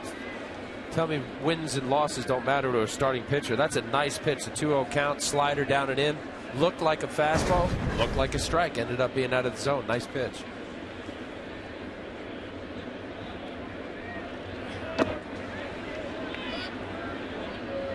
Three and one. Al, I remember when I was in Tampa Bay working with a young pitching staff. I mean, there would be kids in the 5th inning say, I have to get through this inning to get myself in line for a win. They would put so much pressure on themselves to get 3 outs in the 5th, knowing they would line up for a win. Not the way you want to be thinking. Giambi works a walk, so not a good way to start the 5th inning. A walk to Reynolds, a walk to Giambi, and a walk to the phone by Joe Girardi. Yeah, Michael, it's about losing your release point and being aggressive. You know, you can still pitch. Doesn't mean you're giving it to a hitter if you throw a 2-0 curveball or a 2-1 slider or your secondary pitches. That's what David Phelps does. But when you get your fastball, trust it. Still has enough. 89, 90, 91. I mean, there's a movement out there, John, that there's some people in the sabermetric world that they don't want a pitcher to have the win or loss next to their name. It's a team sport. And I say, bunk to that. It means a lot. It's a benchmark for pitchers. The 20 wins, it's something to shoot for. You see teams that, you know, rally behind, you know, their number ones, guys that have a chance to, you know, have a good season. The years in which, you know, I think of 1972 when Steve Carlton had 27 wins and the Phillies had 59. Guys behind him knew that Steve Carlton was pitching that night. It matters, and you see it often. That 5th inning is tough to get through for some guys. It becomes a mind game. Got to get through 5. I have a 4-0 lead. Don't ruin it. Aviles takes a strike. See Boone Logan up warming for the Yanks.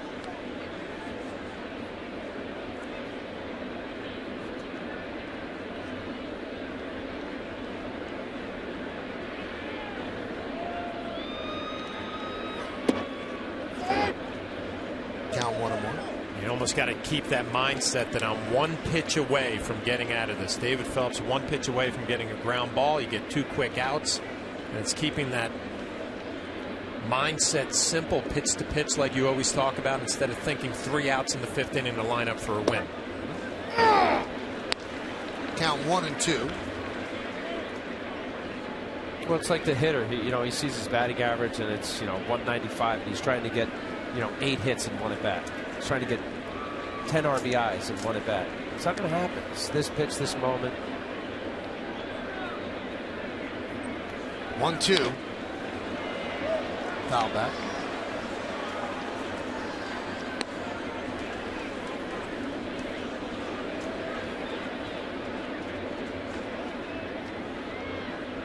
And that really is the separator from mediocre pitchers to good to great.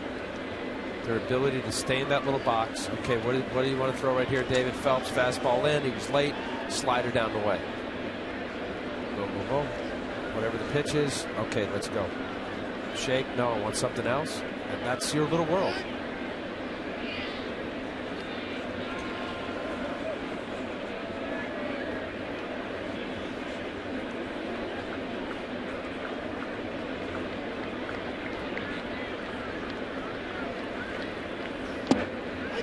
Strike three. Avila's down looking, does not like the call.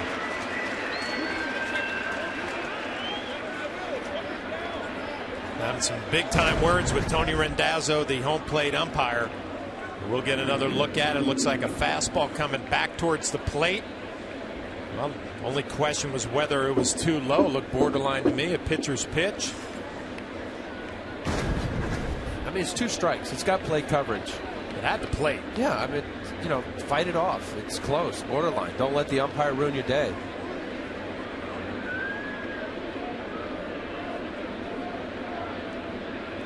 Here's Stubbs.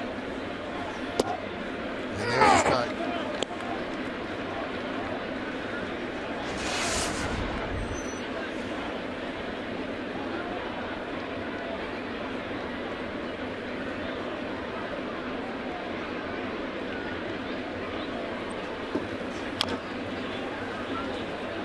Foul ball. Truly now 1 pitch away, Drew Stubbs. Even though with his good speed, whatever that ground ball pitch is, you see the average right around there in that 15 to 18 pitches other than the second inning with 26 pitches, 90 pitches through 5. Not a great pitch count for 5 innings.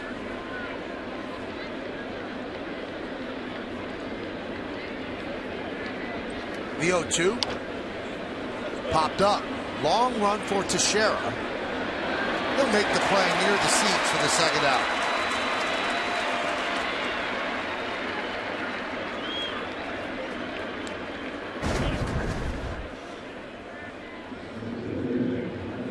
Does it as well as anybody in baseball. Good job. Knows where the sideline is, knows where the fans, the cushion, keeps his eye on it, tracked it. Well, a fair amount of foul territory here at Yankee Stadium, and these new stadiums barely have much room.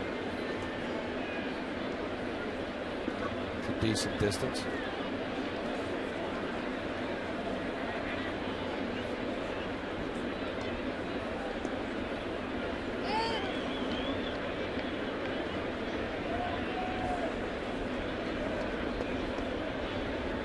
It was a productive trip to the mound by Larry Rothschild, the pitching coach. All of a sudden, Phelps more aggressive in the strike zone. A couple of quick outs trying to close out the 5th inning.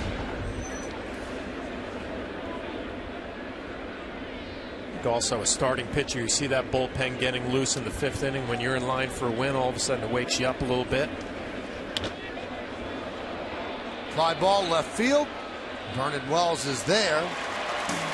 And Phelps works out of a jam, leaves 2 runners stranded. Mark Teixeira is back in a big way. A grand slam yesterday and a 3-run home run today. He's coming up in the bottom of the 5th.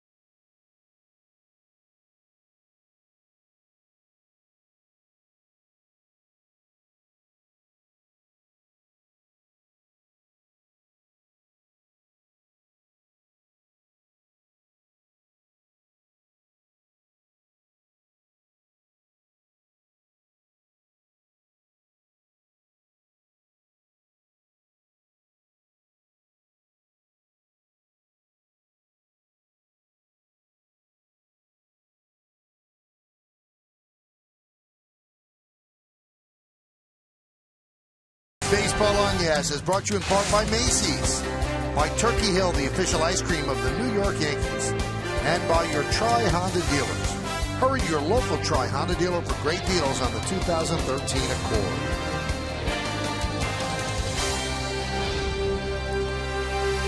I will go to the bottom of the fifth inning. David Phelps pitching a one-hit shutout over 5. Yankees lead 4-0. Jason Nix will start it off. And Casimir deals low and inside 1-0.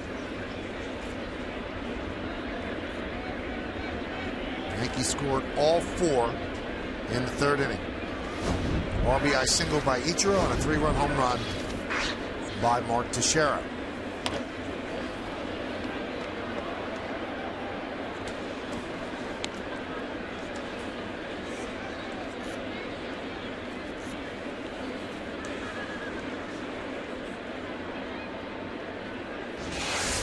Two nights in a row, Mark Teixeira getting the big hit.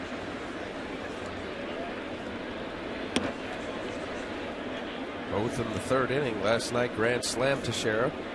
Here tonight, 3-run homer. All of a sudden, that lineup against left-handed pitching feels a whole lot more dangerous with Mark Teixeira in that lineup, the switch hitter. 2-2. Youkilis, get him going. Vernon Wells, what he was able to do earlier in the year. I know he's been cold of late. Stretch out some of the middle of the order of right-handed hitters, no doubt about it.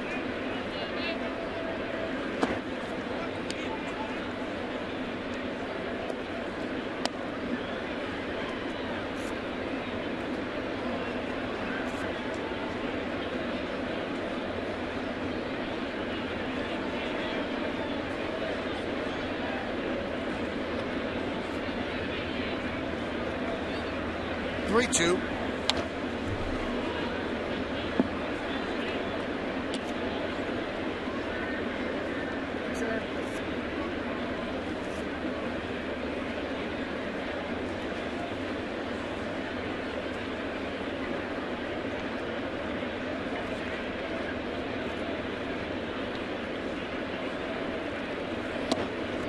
And Nix works a walk. Nice at that.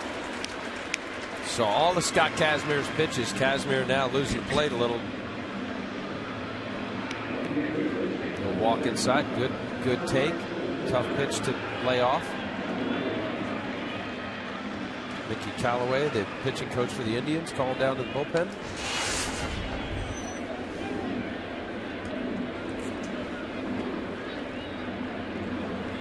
Here's Mark Teixeira, 3-run home run his last time up. 2 home runs this year. Now 340 home runs in his career. And that tied a former Yankee for 92nd place on the Major League Baseball all-time home run list, Jack Clark.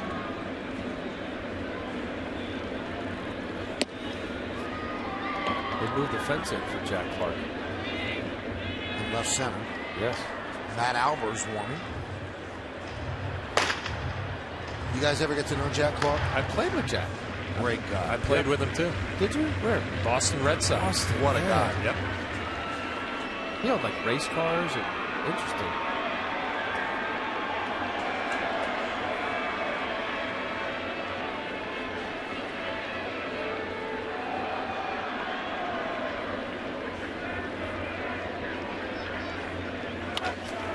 Drilled to left field.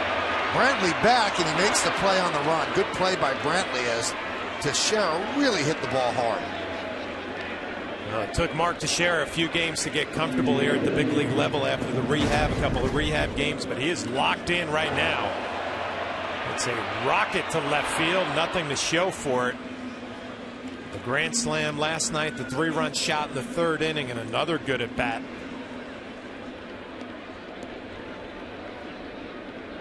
Nice job by Michael Brantley. This outfield can cover as much ground as any outfield in baseball. Maybe one of the best defensive outfielders.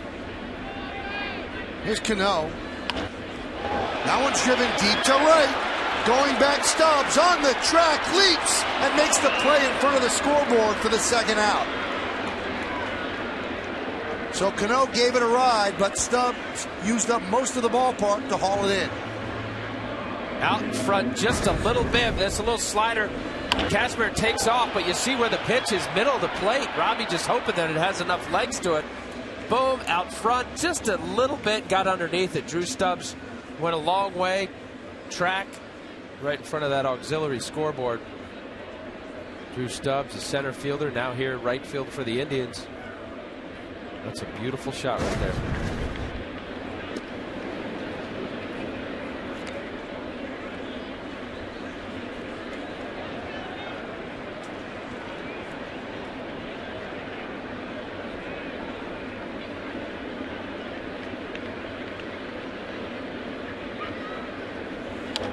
Vernon Wells fouls him back.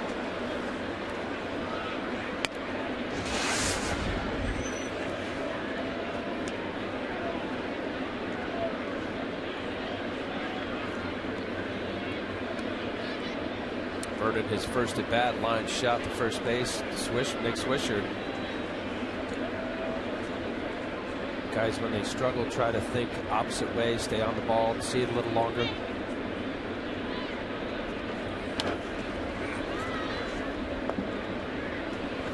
Count quickly 0-2. Well, there's a difference right there with a guy who's locked in like Mark Teixeira is going to hit that ball hard. Vernon Wells fouls it straight back. Behind the count now 0-2. And when you foul it straight back, you have that look of dejection and frustration because you know you had a pitch to hammer and you fouled it off. Now you're in trouble 0-2.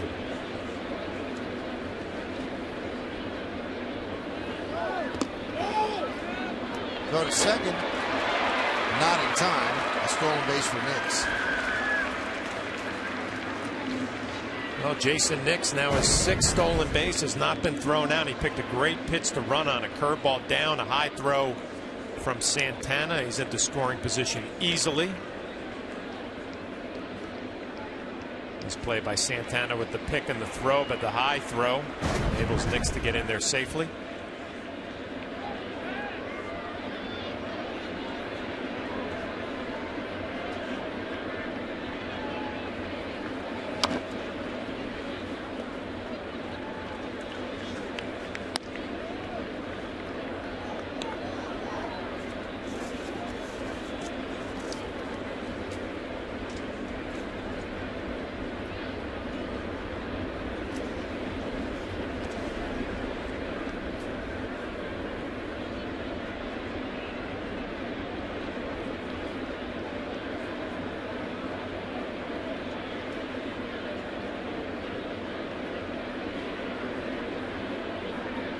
The 1-2.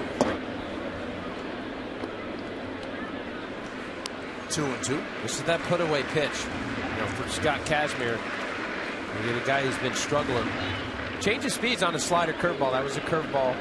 The fastball still in that low 90s.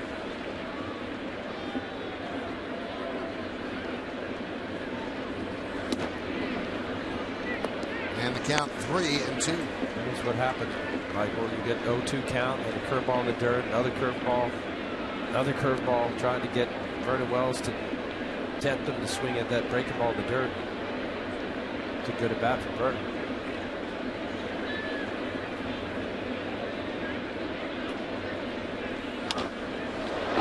High fly ball, left center. Bourne is there, and he'll make the play for the final out. No runs, no hits, no errors, one man left. We're going to the 6th. It's 4-0 Yanks.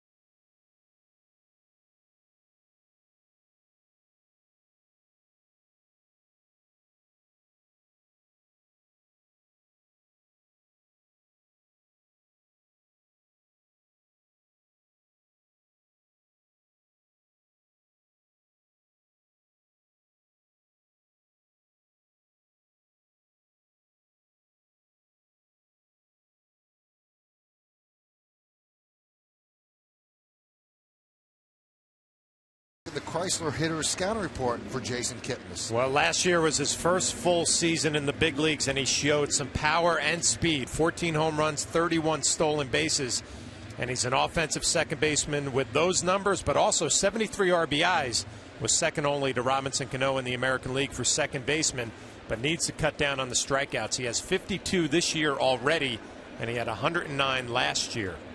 High hopes for Kipnis in Cleveland, his second full season.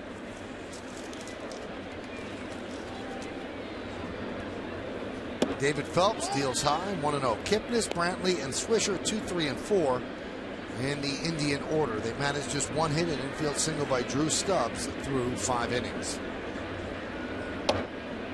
I like the way Kipnis plays. Kind of a Dustin Pedroia light. Kind of just hair on fire. Presley Claiborne getting warm in the Yankee bullpen. Gets after it. He's better than a 240 hitter. Yeah, he got 8 home runs. Sometimes these guys that aren't home run hitters think they are.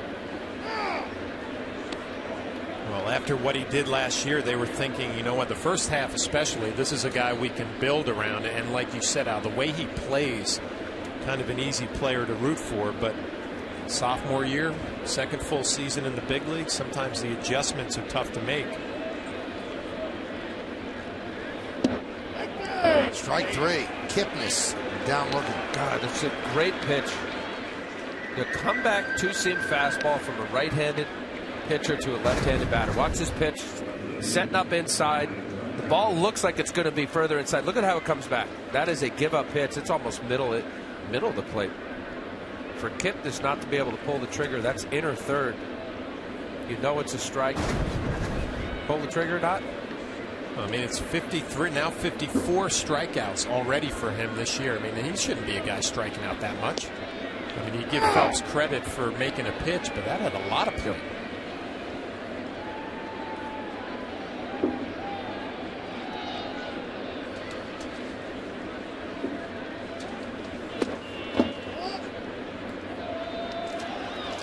This copyrighted telecast presented by authority of the New York Yankees and may not be reproduced or retransmitted in any form, and the accounts and descriptions of this game may not be disseminated without the express written consent of the New York Yankees. I'll tell you what, David Phelps throwing a one-hit shutout here in the 6th inning, but it does not feel like it. 100 pitches with 1 out in the 6th, 26 in the 2nd inning, 21 in the 5th. Not a whole lot of hits against him, but he has had to work hard tonight.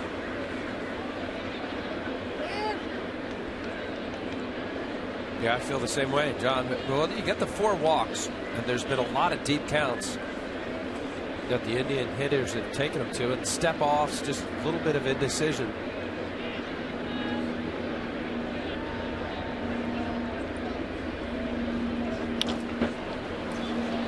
Skied into center field. Ichiro runs it down for the 2nd out.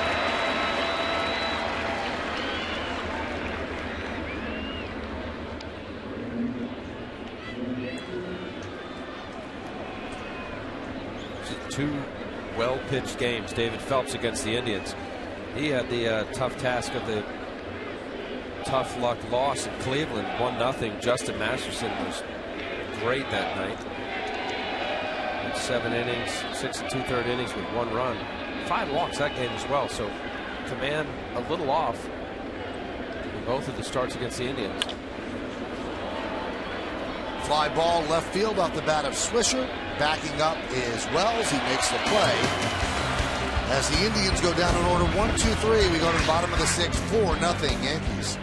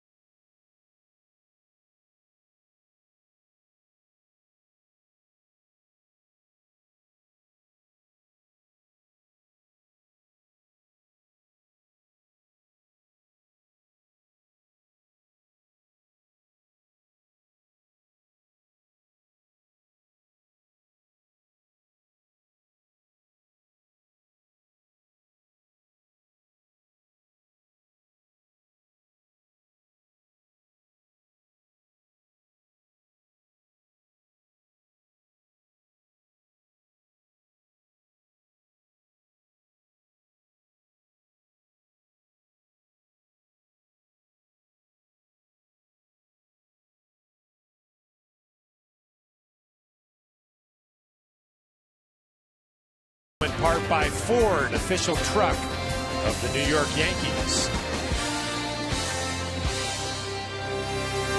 Well, Scott Kazmir back out on the mound for the bottom of the 6th inning. He faced Kevin Youkilis, David Adams, and Lyle Overbay. The Yankees lead 4-0 in the bottom of the 6th. 7 hits for the Yankees, only 1 for the Cleveland Indians. David Phelps throwing a shutout, although he's had to work hard for this one tonight. Both sides. I mean, you mentioned it last inning with David Phelps. While it's a one-hit shutout, it just doesn't feel that way. And really, you know, the big blow that Teixeira's had, Kazmir's pitched a good game as well. Yes. Here you got both starters in the 6th inning. Phelps already threw 6. He may be done. Good job of warming up.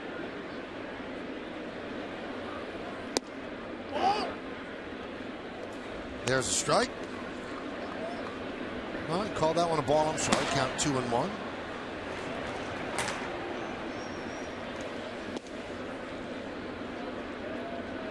Now the ball on 3-1. Well, notice last inning and a little bit here, Kazmir a little spread out side to side, yanking the fastball in off the plate to the righties. High pop up. Long run for Swisher. And no one can get there. It was in a triangle that Swisher, Kipnis, and Stubbs couldn't reach it. Well, to be fair to Nick Swisher, that's not his ball right there. I mean, Kipnis has a chance. Stubbs is really the one who probably had the best chance to catch that ball. Didn't get to the wall. Not quite sure where he was. Not able to make the play. Surprising, but you know, that's also visiting players coming in, unfamiliar dimensions and where the ball is landing, where the fans are.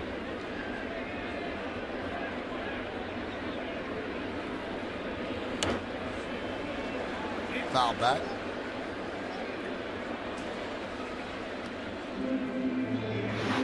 Kazmir has had a game plan against Youkilis and a lot of the righties to pound them inside. Not bad ratio right there, 63-38.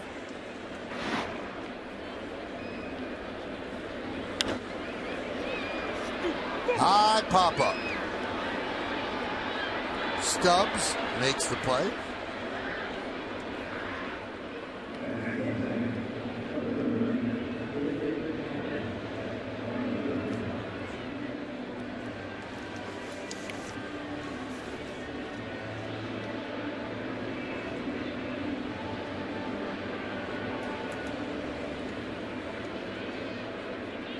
Looking at David Adams' average just dropping since getting called up.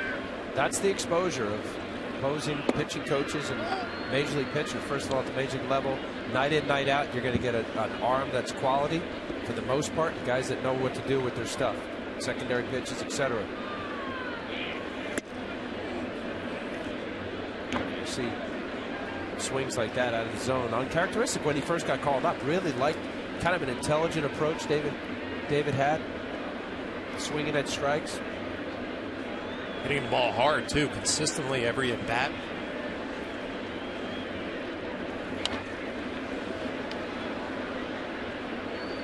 How much of it, I hear hitters say that the batting average is evil.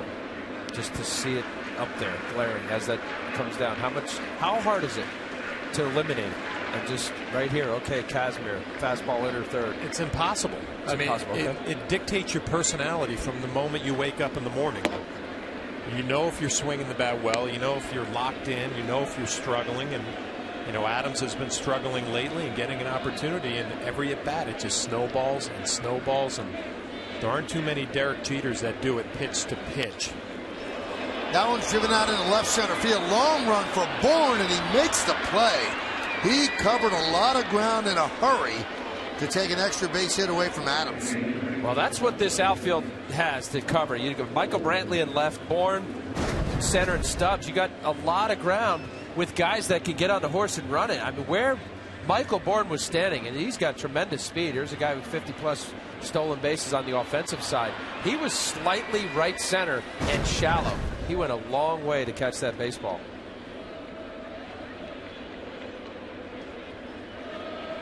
Overbay swings and misses.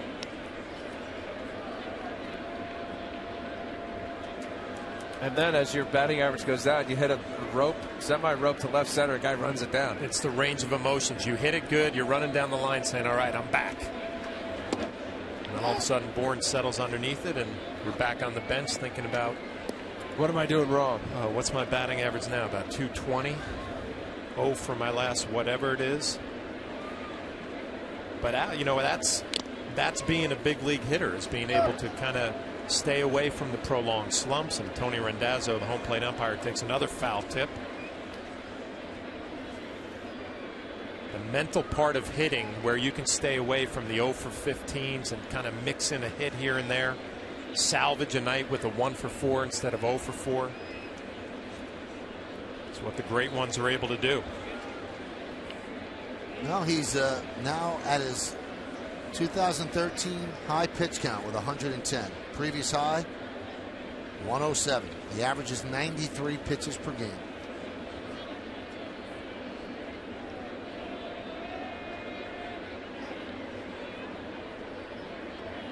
Mark Littlefield, one of the Yankee trainers, out looking at Randazzo right now. He took one early, and he takes one right now.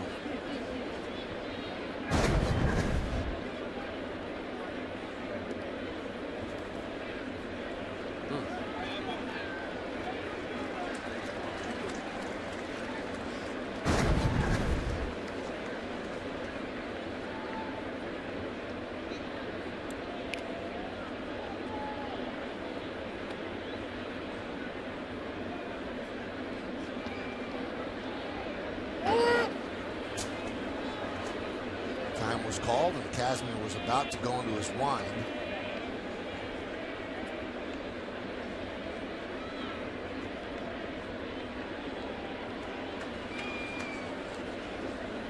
Swing and a miss. A wave by Overbay. Santana gets an angle, and that will do it. Yankees go down in order against Casimir. We're going to the 7th inning. Yankees up 4-0.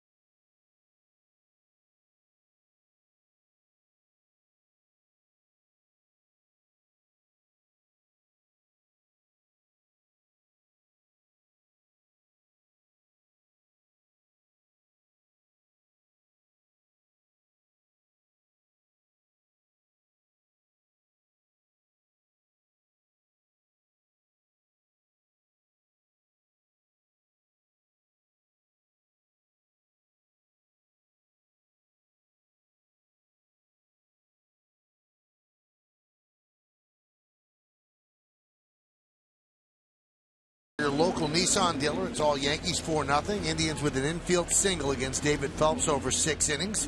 He walked 4, struck out 7. Teixeira with the big blow, a 3-run home run in that 3rd inning. And Ichiro has tied Ted Williams on Major League Baseball's all-time hits list. We mentioned Phelps. His night is over as Joe Girardi makes the call to the bullpen, which is brought to you by AT&T. And that call to the bullpen will bring on Jabba Chamberlain. Well, Jabba appeared in last night's game, scored the 7th inning. 1 walk, couple of strikeouts.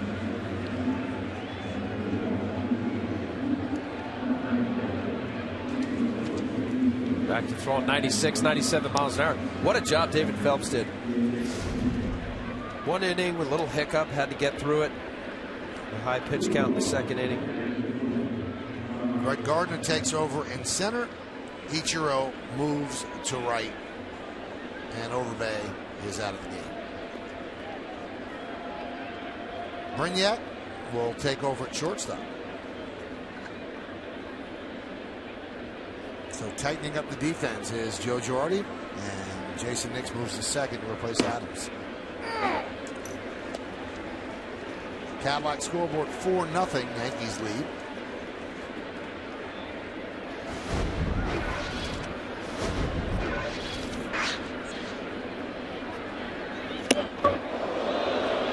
Santana goes down on the 94-mile-an-hour fastball. We saw Jabba last night really cranking it up there. Velocity in the mid to upper 90s. That'll get your attention right there. Fastball up and in after a first pitch breaking ball for a strike.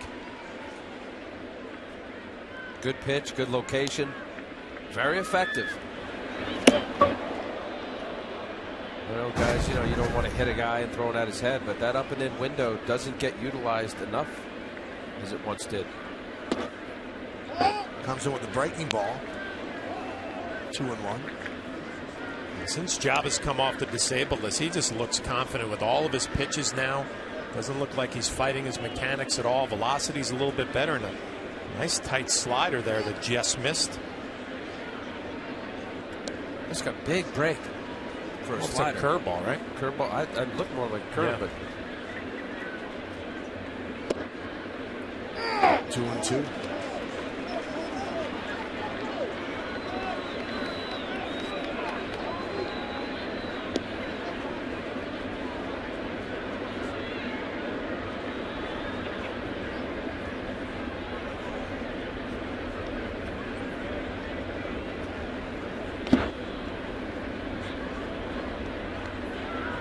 Count 3-2. I'm interested to see what pitch Jabba's going to come with here. In the past 3-2, he loved to throw his slider. Mentioned the improved velocity since he's come off the disabled list. We'll see if he just challenges Santana here with a 4-run lead.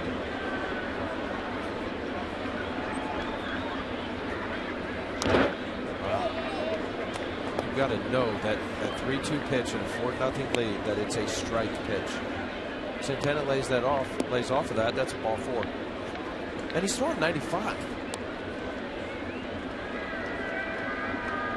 And he's thrown him so many off-speed pitches in this at bat. You'd think he'd be able to sneak that fastball by him here at 3-2. Looks like it's going to be another slider.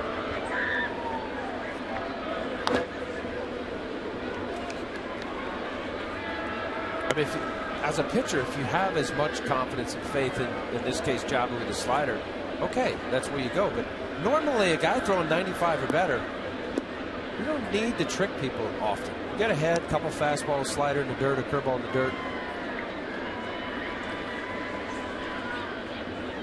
I mean, this is, as you said, John, this has been his MO. Throws a lot of 3-2 breaking balls. Fastball away.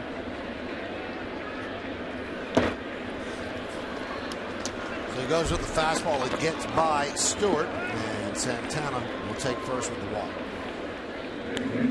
Later tonight, Michael Kay sits down with Giants head coach Tom Coughlin for a new GMC Presents Center Stage. The 3-time Super Bowl champ discusses his coaching legacy, including Big Blue's memorable win over the Patriots. It's a new center stage tonight after the postgame, only on Yes. Tom Coughlin was great, and that is worth staying tuned for.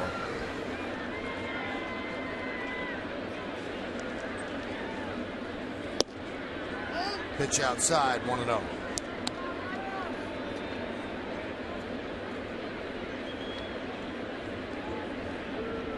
Reynolds 3 for 8 with 2 home runs lifetime against Java.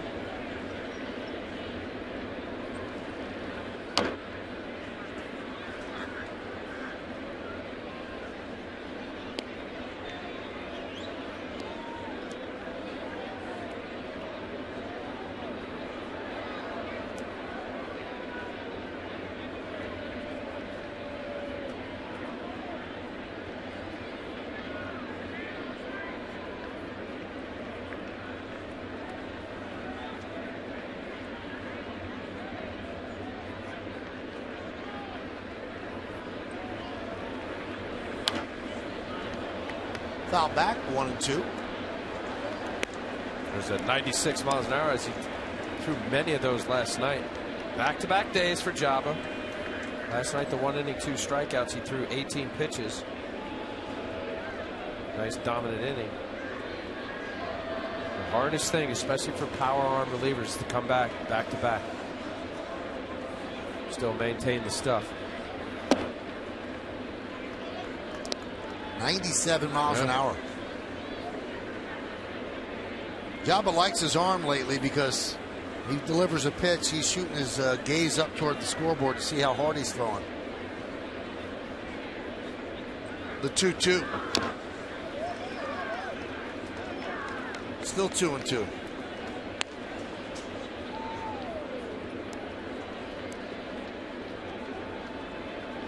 Coming back from Tommy John surgery last year, the ankle injury on the trampoline, then he was on the DL with the oblique issue. He's healthy now, and he's throwing the ball very well. Good weapon in the bullpen in the 7th inning. The 2-2. And the count full. Again, he's thrown more fastballs in this at bat to Reynolds than he usually does. 3-2 count. Likes that slider in this count.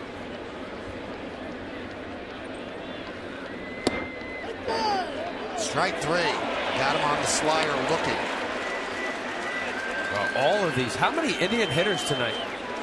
Not happy with Tony Rendazzo, the home plate umpire's strike zone. That was a hanging slider, middle of the plate. Let's see if it gets belt high. I know it's letter high in the book. Ooh, you normally don't see that. The book, it's a strike. Letters to the knees. Umpires don't call letter. You do not often see across the letters a called strike. Here's Giambi. And why, I don't know, John. That's a pitch that could get hit hard. Pitchers don't want to live up there. No, it can get, it's like a backup slider. It stays up, it just spins, it doesn't really break. The catcher's setting up and anticipating a way, so when he receives it high, it does not look good. There's the good slider and how it's supposed to act, going down and in on Jason Giambi.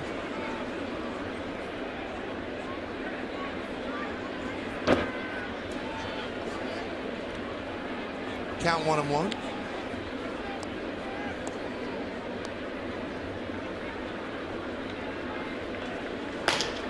Albert's still throwing.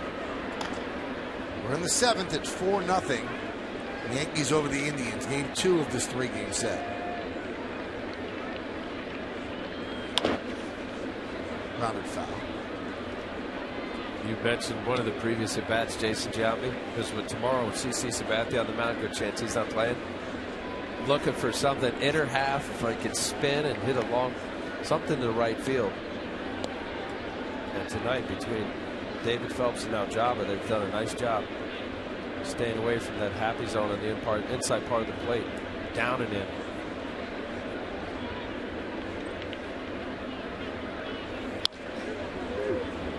That was his pitch. About 95, you know, Jason Giambi, a little bit older. Watch the location here. Chris Stewart wants this ball away. See his glove coming back. That's middle of the plate.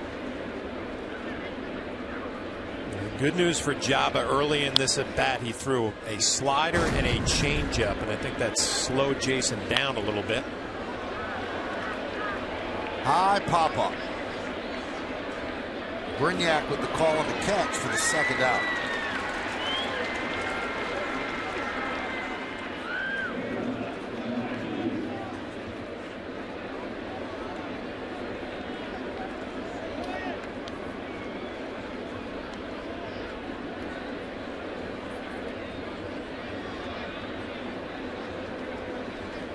Not muggy anymore, Michael.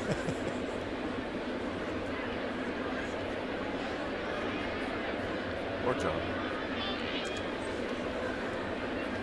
Aviles wraps one into center field. Just the 2nd hit for the Indians. He turned a 95-mile-an-hour fastball around.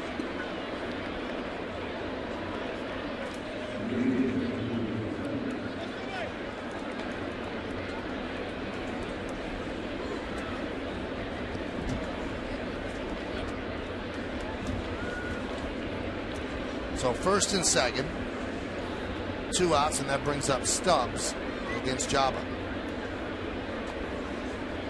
And Larry Rothschild wants to talk to his right-hander. As Boone Logan gets ready. I think this conversation is more for Boone Logan getting a couple of extra throws in the pen to get ready for the possibility at the top of the lineup coming up. A few lefties.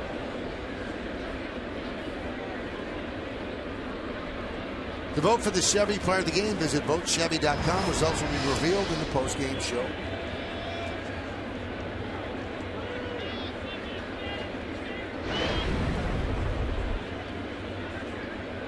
Yeah, but I like it.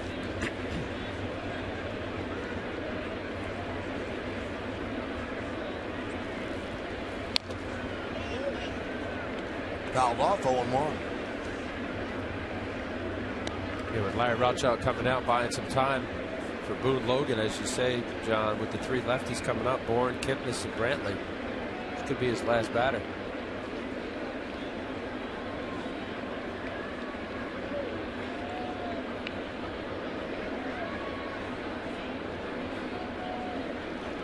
The 0-1. 1-1. Still the ball coming out of his hand nicely. 96. He said the 18 pitches last night with 2 strikeouts.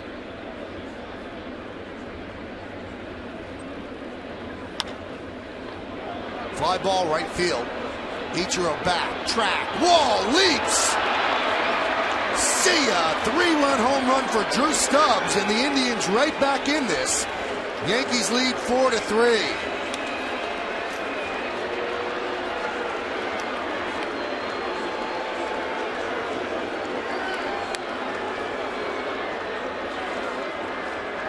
Drew Stubbs, a guy who has some power, has hit 22 home runs for the Cincinnati Reds a few years ago.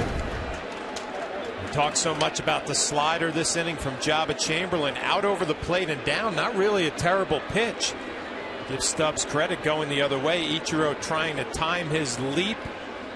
He's not going to have a play, and all of a sudden we have a ball game. That's going to do it for Jabba. He gets booed as he walks up the mound. The Yankees will go to the bullpen.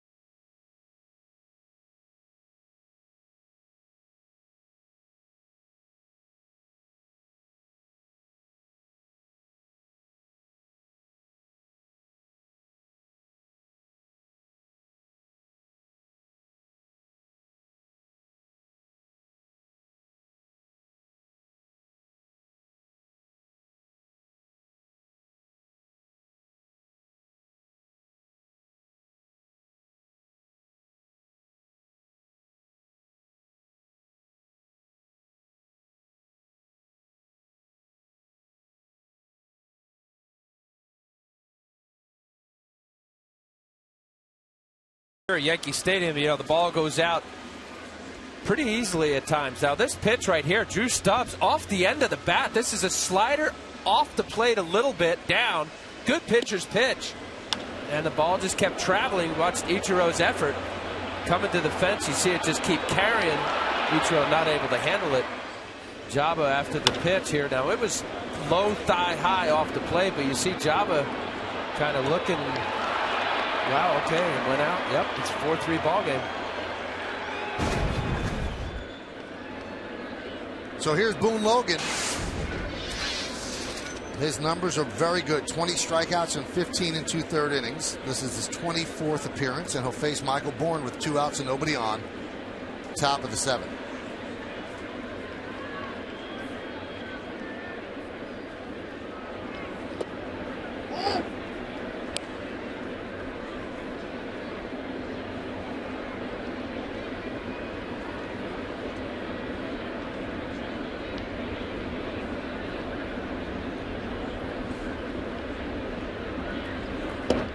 There's a strike.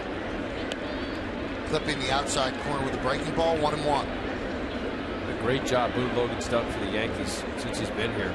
The only lefty coming in, you got to find your spots. Joe Girardi does. Larry Rothschild to get key left-handers out. He's done such a good job. Good plus 93 mile-an-hour fastball, knee high.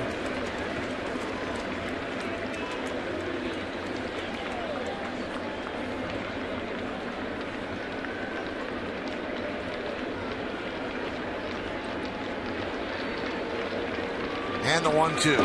Swung on and missed. Stewart gets an angle, makes the play at first. Logan is not allowed to run over his last 13 appearances. That's 7 1/3 innings with 12 strikeouts. At the end of 6 1/2, it's time for the 7th inning stretch. Yankees lead the Indians 4-3, but we're going to stay right here to honor America in the Bronx. Ladies and gentlemen, will you please rise and remove your caps? And please direct your attention to the area behind home plate and welcome an honored guest of the New York Yankees, United States Army Staff Sergeant Johnny Castillo, who served in Operation Iraqi Freedom and received 2 Purple Hearts and is celebrating his 37th birthday with us here tonight. The Yankees say thank you for your sacrifice and service to our nation. Now, ladies and gentlemen, please join in Kate Smith's rendition of God Bless America.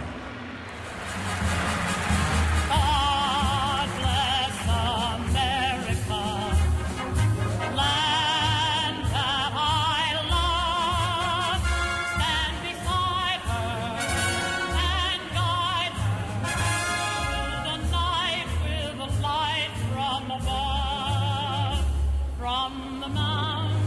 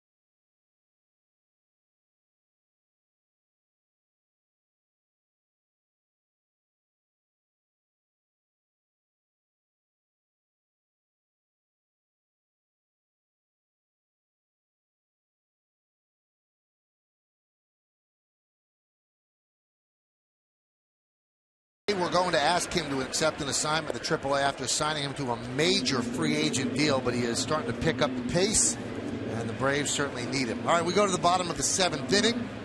Chris Stewart will lead it off. So it's a ball game now on the Cadillac scoreboard. Yankees 4 and the Indians 3. As Java served up a 3-run home run to Drew Stubbs. We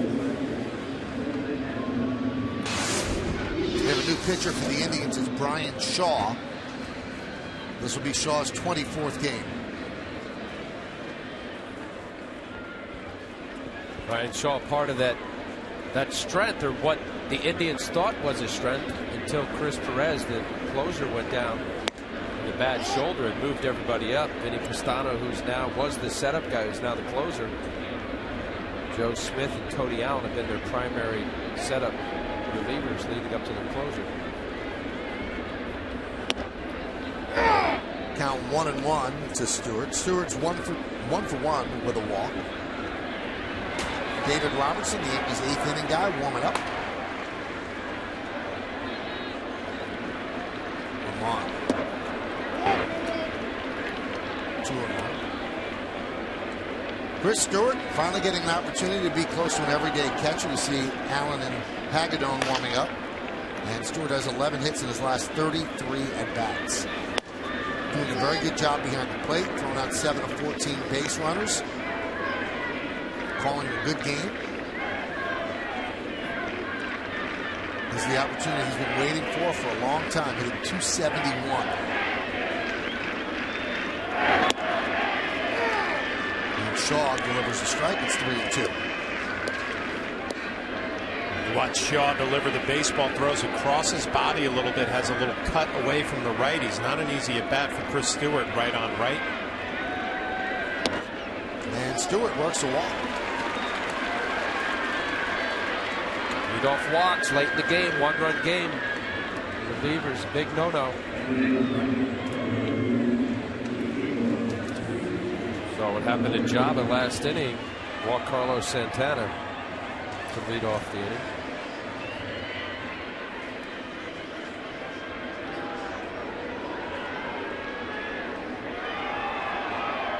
Ichiro leading off tonight with Brett Gardner not in the starting lineup, getting half a day off. He's come in since for defense. I was wondering if Joe Girardi might try to manufacture a run here in the 7th inning, give his bullpen a little more breathing room.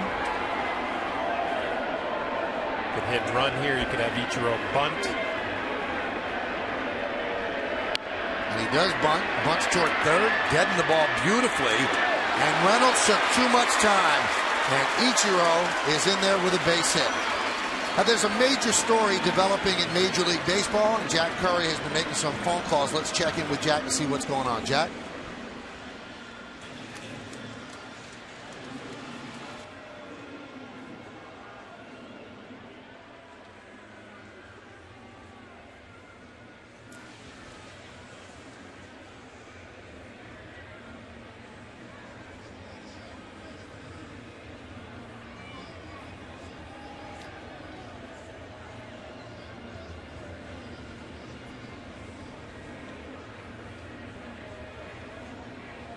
All right, thank you, Jack. So this is a developing story, and obviously as Major League Baseball continues to investigate, more information will come out. So we thank Jack, and we'll hear more on the postgame as well.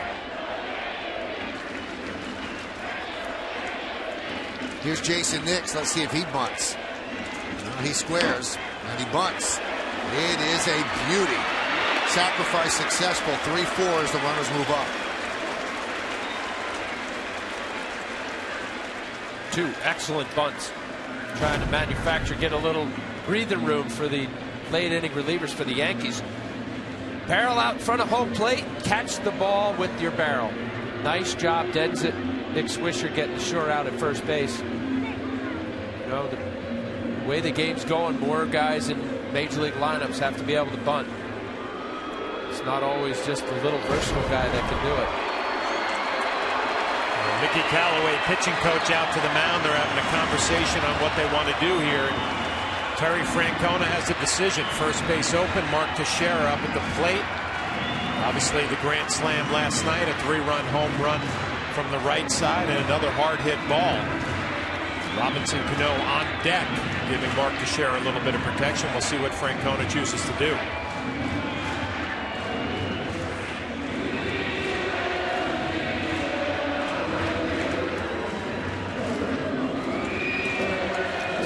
Teixeira in the third inning kept one fair, a 3-run home run, his second home run in as many nights. And that's the difference in the game right now. So the infield is brought in with Teixeira at the plate with runners on second and third. Way inside.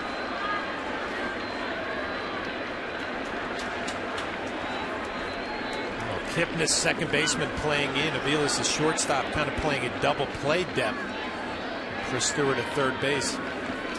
Not an overly fast runner. Now 1-1.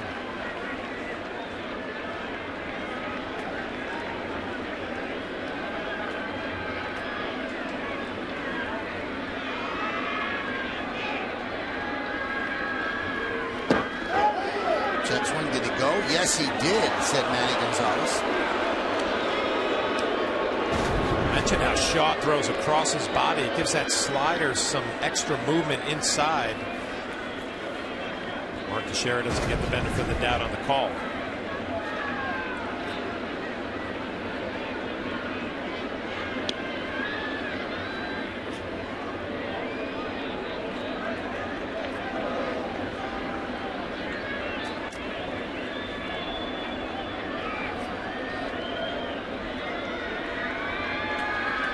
The 1-2.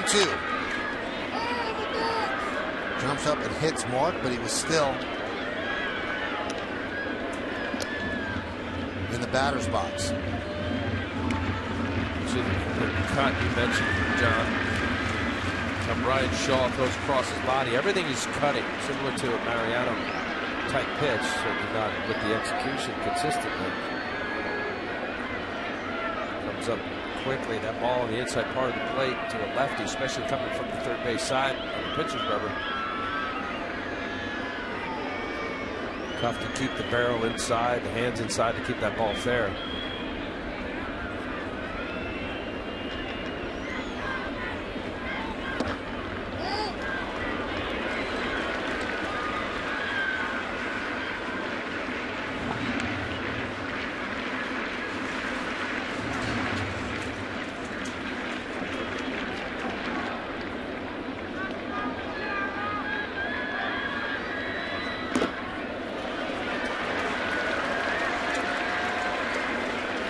Almost went through the wickets there. Catcher knows the breaking ball is going to be in the dirt. Santana barely got down in time.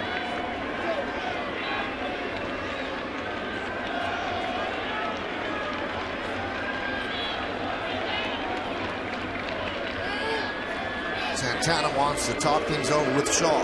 Well, obviously, first base open. You don't have to give in to Mark Teixeira. Santana wants to make sure he's on the same page. See, Mark was fooled with that big slider. You wonder if they'll come with a 3-2, or they're going to challenge Mark with Robinson Cano on deck. These are the mental games you play in your head when you're a hitter. You're guessing, is he going to challenge me? Is he going to go off speed?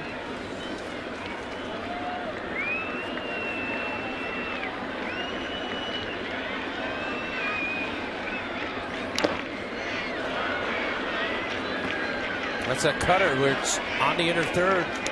Looks like a strike and then just cuts just enough. At 95, he's got enough velocity. Watch this ball here. He cuts the baseball. Looks like it's inner third on the plate and then just continues to come inside. Tough pitch to square up.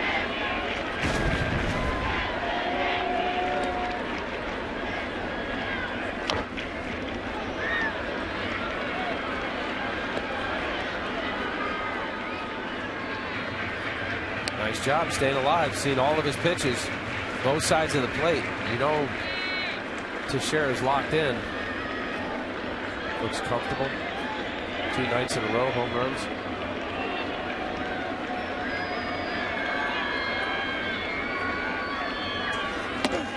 And he walked him. So Teixeira very patient, deliberate, works the walk, loads the bases for Robinson Cano.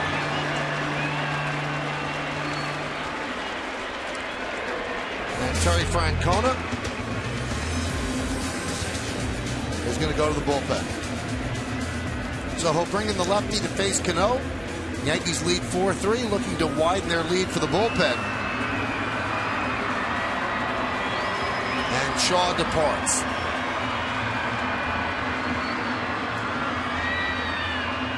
We'll be back with the matchup in just a sec. Stay right here.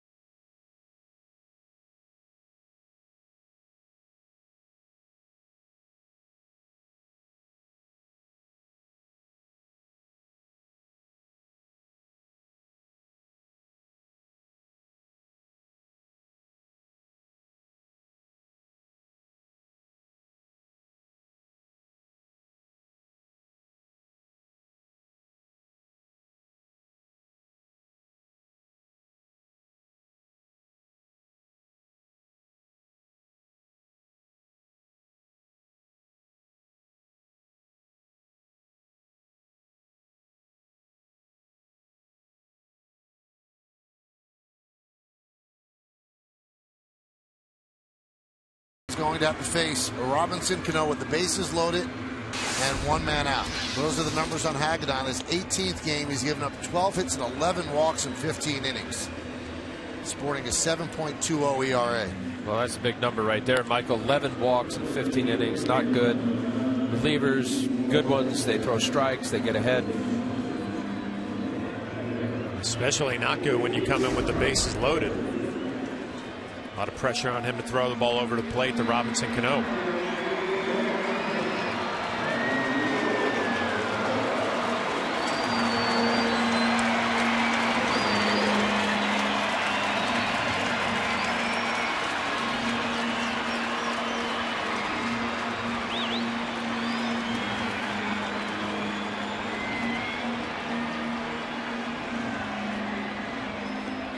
Chris Stewart is at third.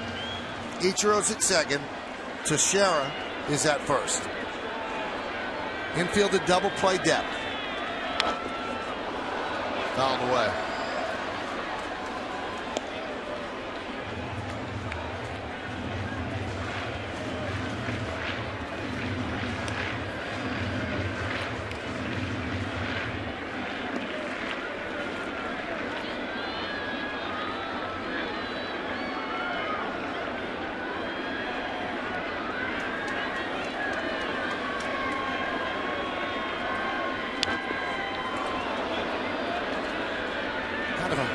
Jerky delivery, which probably not easy for a hitter, and he throws 95 miles an hour. Way over the top too, Michael. 95.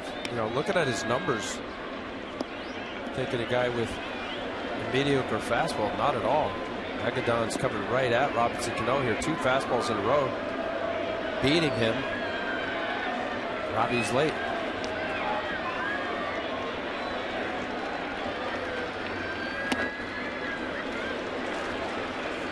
Count 1-2. Puts it directly over top. He gets this glove out here and then bam, pulls off a little bit. That is every ounce of effort that Hagedorn's got coming at him.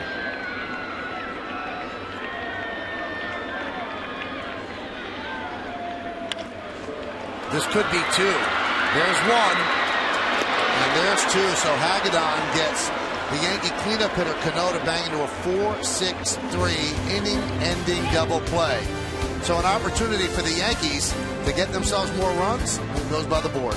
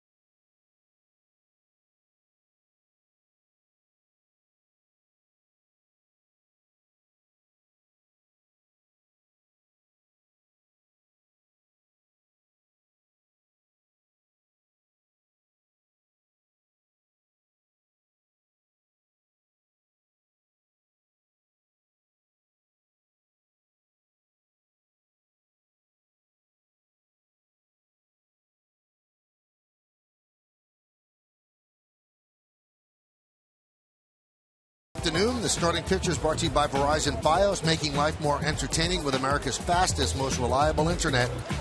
That's powerful. Corey Kluber, 3-3, 4.36. Sabathia, who pitched very, very well his last time out Friday against the Red Sox, 5-4, 3.71. Our coverage begins at 12:30 p.m. Mark that down, a rare Wednesday matinee. Game time 107, and you can see it right here on Yes. Boy, was CC on against the Red Sox. 7 1/3, 10 strikeouts. Hyundai scoreboard, Yankees 4-3 over the Indians, and they'll turn to David Robertson to work the eighth. Nice numbers, David Robertson. Good ratio to 30 strikeouts, 23 2/3 innings. Look at the walks, 6 walks. He's done a good job.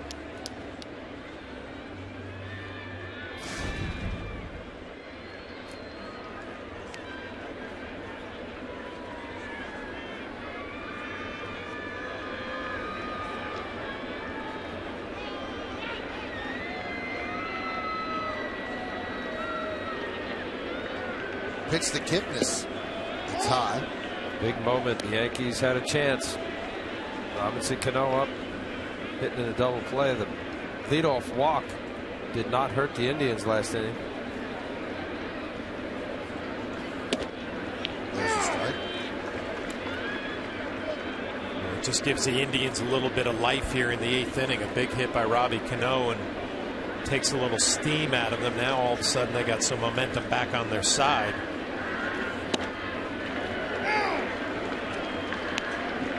And the count is 1-2. Kipnis, Brantley, and Swisher, 2, 3, and 4.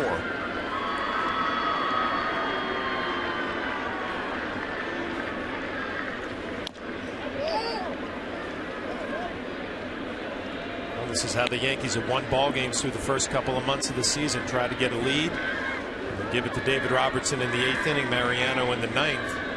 A lot of close ball games because of the strength of the bullpen at the back end. Looks like it's going to be the same theme here tonight.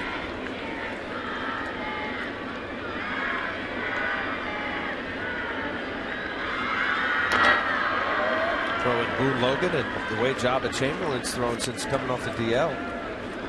It's a lot of options and weapons that Joe Girardi could go to. It's a lot different. You know, you get a chance to get a little breathing room in the late innings. 1-run difference. Every pitch matters. Execution. Hit the glove.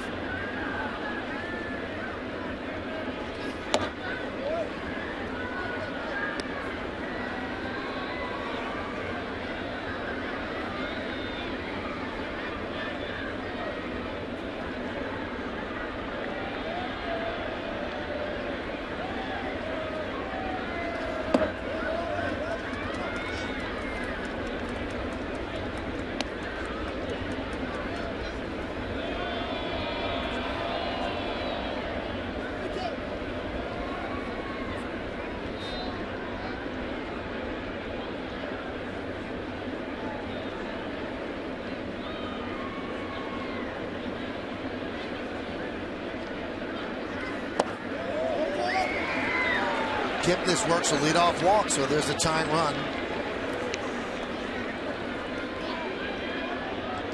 Well, you got to keep it here after the last out for the WB Mason postgame. Bob Lorenz and Jack Curry are back in our studio with highlights and analysis from tonight's game and also around baseball. Plus, Sarah Kustok gets the team's reaction, including Joe Girardi's manager's report. It's the WB Mason postgame only on Yes. Well, for David Robertson's sake of the Yankees, that leadoff walk, you hope it doesn't hurt him as it did in the previous inning with Jabba Chamberlain walking Carlos Santana. 1-run game. So important to get that leadoff hitter. Oh, and Kipnis can run too. 11 stolen bases. Has been thrown out 4 times. A lot to think about for David Robertson and Chris Stewart. Yankee pitchers tonight have allowed 4 leadoff walks, and that's a recipe for disaster. Only one has come around to score. Brantley walked to start off the 4th. Erased, caught stealing. Reynolds walked to start the 5th. Santana walked to start the 7th, and he came home on Drew Stubbs' home run, a 3-run shot off Jabba. There's a strike.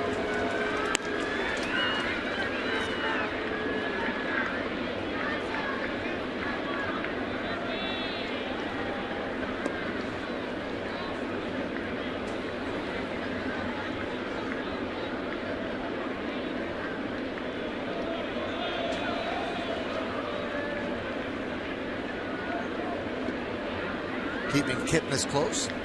Little different leg kick and move from David Phelps to David Robertson. Robertson, like most relievers, especially power guys, really don't like to compromise their leg kick. The thought process is, I'll get the hitter out. Not that you want guys running freely. See if he has a slide step here. Nope. Grounded foul. And that's all based on just timing and rhythm and the mechanics of your delivery. And often pitchers don't like to slide step because you have to quicken up. Your release point's not the same. The backside that you work to get your arm up. And that's just that little nuance that you're off just enough to not feel comfortable.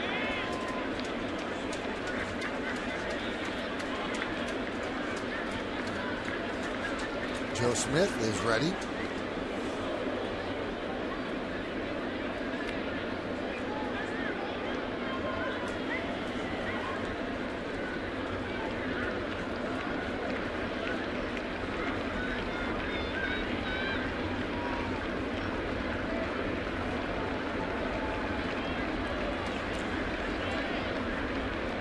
Runner goes. Pitch is slapped into left field. It's a base hit.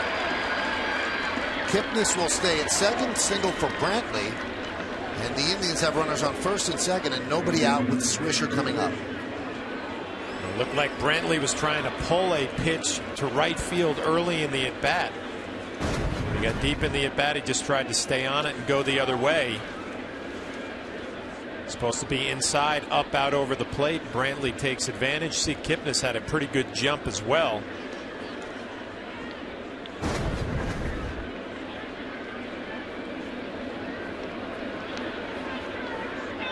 Good hitting there. Michael Brantley's becoming a really solid hitter. 297 batting average coming into tonight's game. 1 for 3.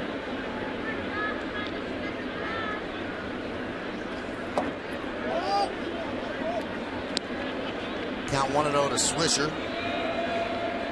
Swisher 0 for 3 in tonight's game. You've seen Nick Swisher in his Yankee years. He made a living on hitting fastballs and fastball counts. It's a fastball count right here. They got a breaking ball. Good pitch.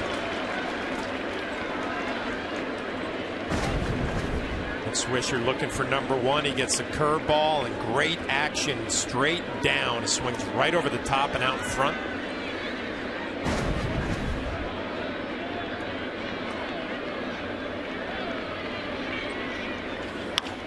Line drive.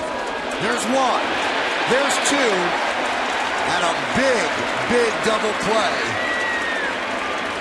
Off the bat of Nick Swisher. Hit the ball about as hard as you can hit it. Well, sometimes it's better to be lucky than good if you're David Robertson. This is an absolute rocket off the bat of Nick Swisher. And Kipnis supposed to freeze on the line drive. He gets caught taking a step or two. And that's just enough for Jason Nix to go to Reed Brignac for the double play. And David Robertson will take it. You betcha. Hit it right on the screws.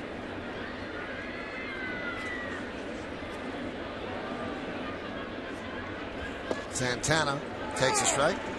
Before the game, David Robertson got another save. He has a foundation with his wife Erin, High Socks for Hope, and families that were displaced as a result of Hurricane Sandy.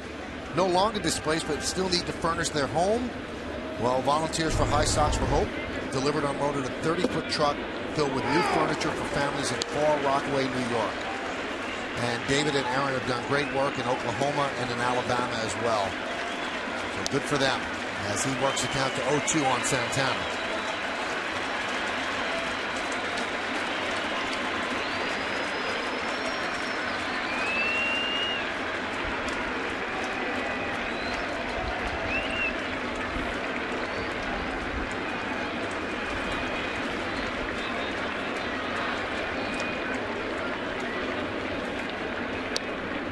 Brantley remains at first with 2 men out.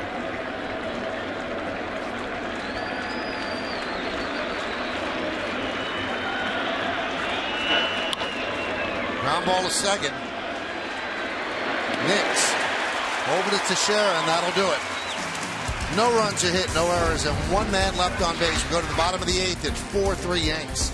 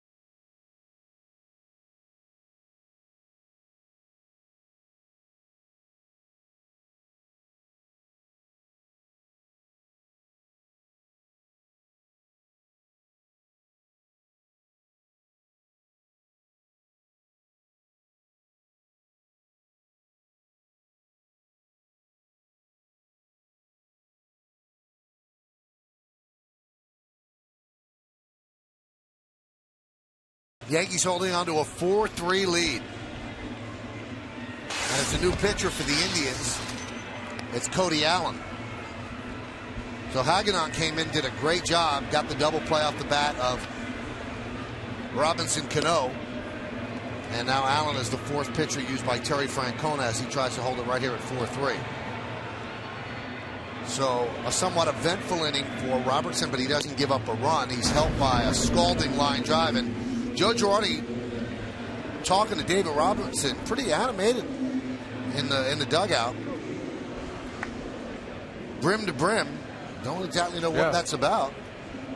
Uncharacteristic, I would say, in a dugout, knowing people are watching. Look pretty direct and to the point. And Larry Rothschild was not part of that.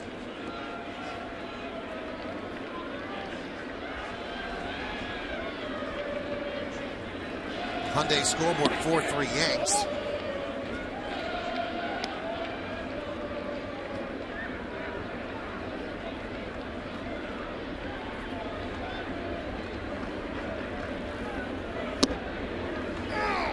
And there's a strike to Vernon Wells. Vernon is 0 for 3 tonight, 1 for his last 17.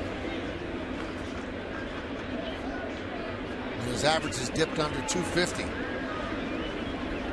Had such a great April for the Yankees. And now he hits that one deep to center field. Bourne back, and in front of the track, he'll make the play for the first out here in the 8th.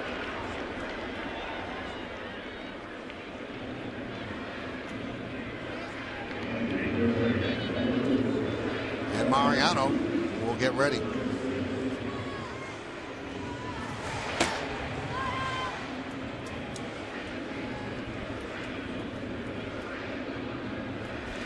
Here's Kevin Youkilis.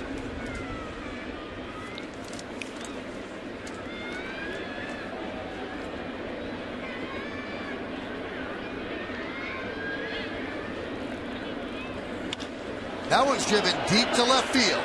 Backing up Brantley. He's on the track. He makes the play. So the Yankees have hit the ball hard twice and just 2 long fly balls. Cody Allen has a good arm. He throws hard, and I think it just got in on Kevin just a little bit. Didn't have that good sound. Get a good look at the flight of this baseball. It's going to be up a little bit, inner half. Doesn't quite get it on the good part of the bat.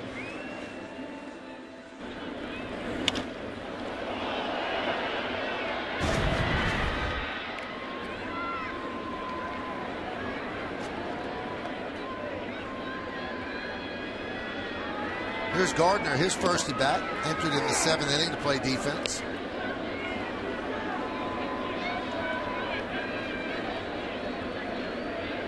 Brett getting the night off, or half a night off last night. That big hit against Masterson, and Slider drove it right back up the middle, driving in a few runs.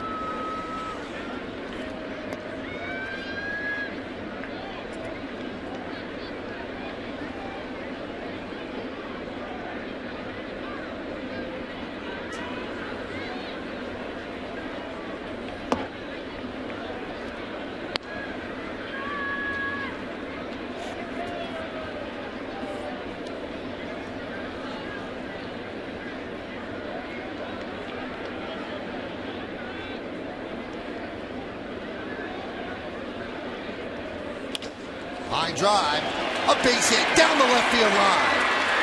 Friendly plays it in the corner, and Gardner gets himself a 2-out double.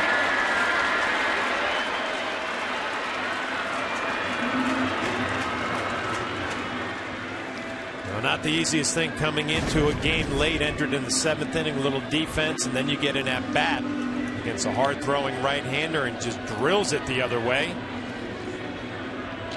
Obviously, with the batting cages behind the dugout, Yankees can get a couple of swings back there, so you're more prepared for a late game at bat for Brett Gardner, and he makes the most of it, a 2-out double. Seeing the ball well. Watching the way Brett Gardner took 2 good curveballs, took them balanced, and then the high fastball up in the zone. Cody Allen going the other way. Nice hitting.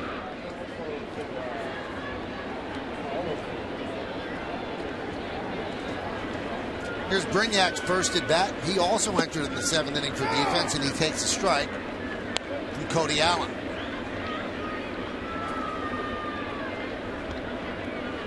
With word today that Eduardo Nunez not getting much better with that oblique issue, Brignac's going to see a lot of time.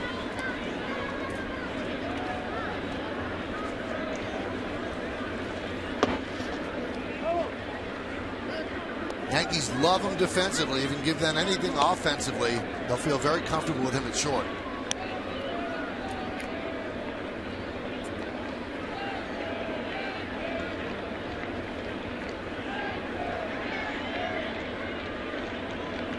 (4-3) Yankees are in the bottom of the 8th. The 1-1. 2-1. Indians have a lot of hard throwers in that bullpen. And if you're looking ahead to the 9th inning, you've got Reynolds, Giambi, and Aviles against Mariano Rivera.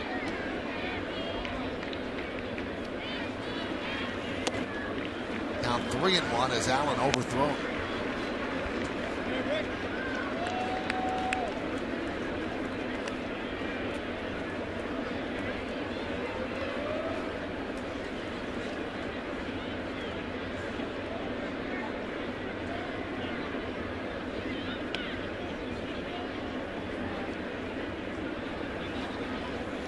Swing and a miss. Keeps pumping fastballs in there, 3-2. Well, especially as you said, Michael, overthrown. Here you got a guy, Cody Allen, upwards of mid-90s, 95, 96. He's proud of his fastball, and here it is, hit it.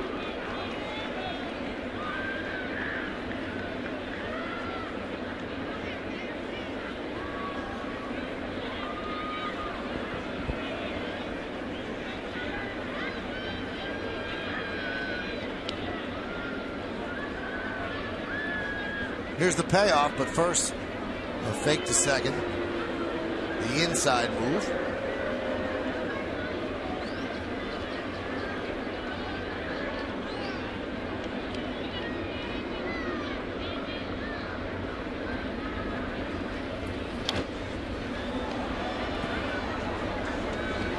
No trickery here. Nope. Here's my fastball.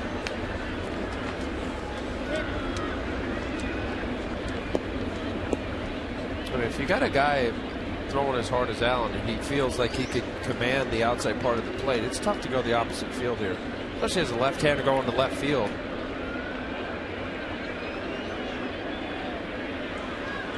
Even though with the right-handed Chris Stewart on deck, feels comfortable with going right after Brignac. 3-2. And he tipped that into the glove of Santana. And that'll do it here in the 8th. The double by Gardner is wasted as the Yankees strand one. We go to the 9th. Mariano will try to close it out.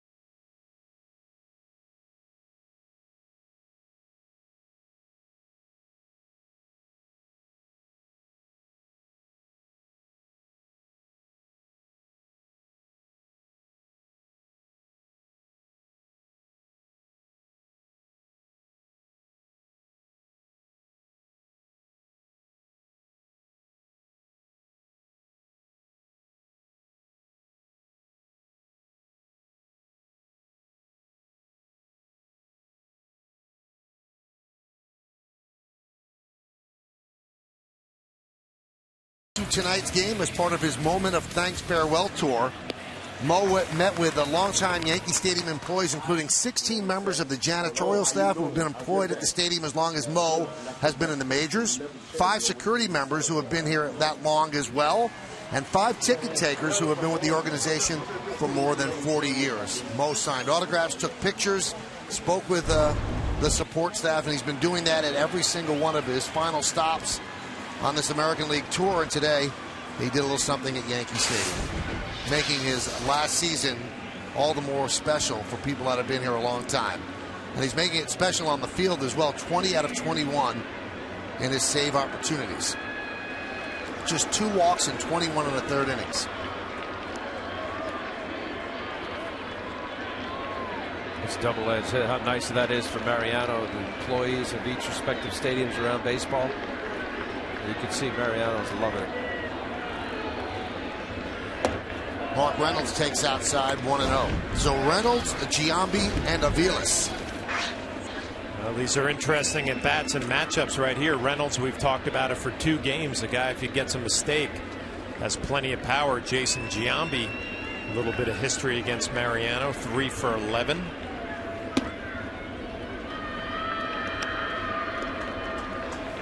Count 2-0 to Reynolds.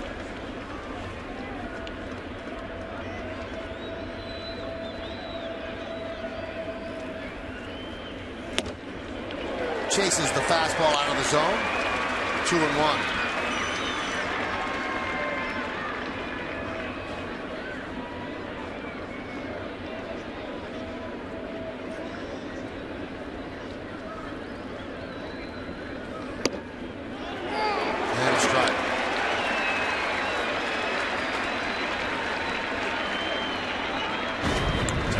Yeah, go into there, John. It's a perfect pitch right there. I mean, you talk about a pitcher's pitch all the time. Down and away. Nothing Reynolds can do with it. Swing and a miss. Got him. One away. Gets behind at 2-0. Mark Reynolds, good home run hitter. That previous pitch was on the corner. Better location, middle of the plate. You see the cut movement up and away. Mark Reynolds, a guy that strikes out a fair amount. Good start to this ninth inning. 43-year-old pitcher, 42-year-old hitter.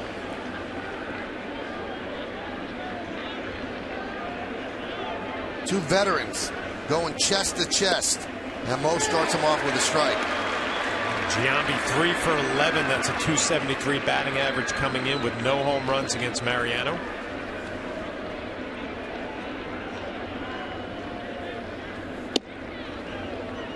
Count 1-1. Giambi tonight is 0 for 2 with a walk. He has 5 home runs and 19 ribbies this year. So two former teammates going at each other. Big moment in this game. Yankees up by 1. 1-2. You see Jason too, not afraid to choke up on the bat a little bit. He's always done that. He knows about that cutter coming in on the hands of the lefties. He's trying to get the bat head to the baseball.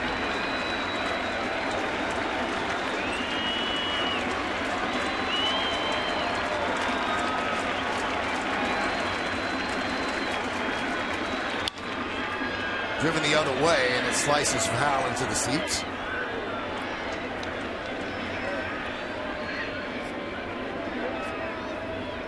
Such a good job by Mo, identifying what hitters are capable of doing if they're able to open up, look for the cutter in the inside part of the plate, and then his ability to command it on the opposite side. He's got both sides of the plate covered. Buzzed him up and in. 2-2.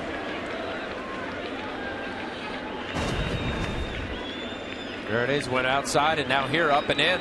Ball keeps cutting inside, almost gets Jason on the hands.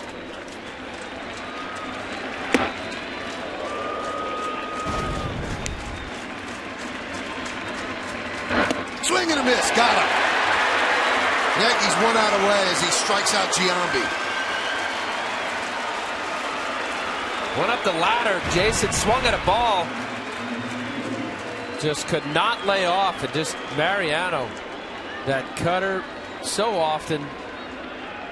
Giambi, normally a pretty good eye of the strike zone, couldn't lay off it. So that leaves it up to Aviles against Mo.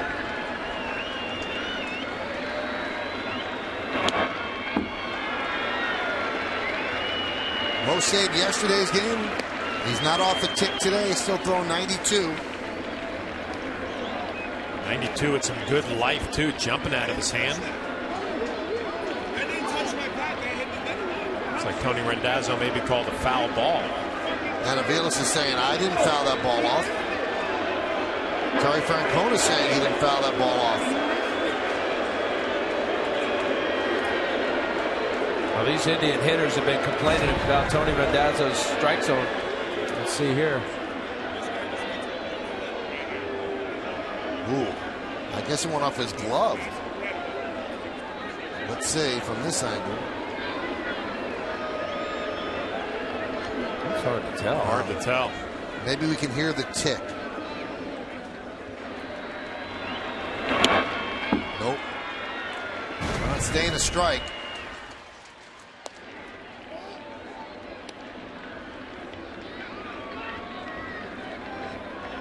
So the count 1-1.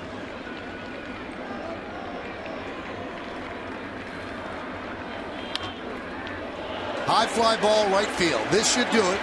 Suzuki there, and the Yankees win a nail-biter 4-3. Mariano perfect. Aviles gets thrown out of a game that's over by Tony Randazzo, saying I didn't even foul tip that ball. That's how far away I was. So Randazzo throws him out. That's going to cost him some money. But the Yankees care nothing about that as they nail it down. They win 4-3. And Aviles is hot. And so is Brad Mills and Terry Francona as they're trying to separate him from Aviles and hope that he doesn't get suspended. Francona's team made it tight with the Drew Stubbs 3-run home run off of Java. But the Yankees held on to win. Mariano picked up his 38th straight save at home. Second longest streak in his career, and saved 51 between 07 and 2010. Another big home run for Mark Teixeira, but you have to stick around for the postgame show to find out who's tonight's Chevy Player of the Game. Avilas can't believe it, but you can believe that the Yankees won this 4-3.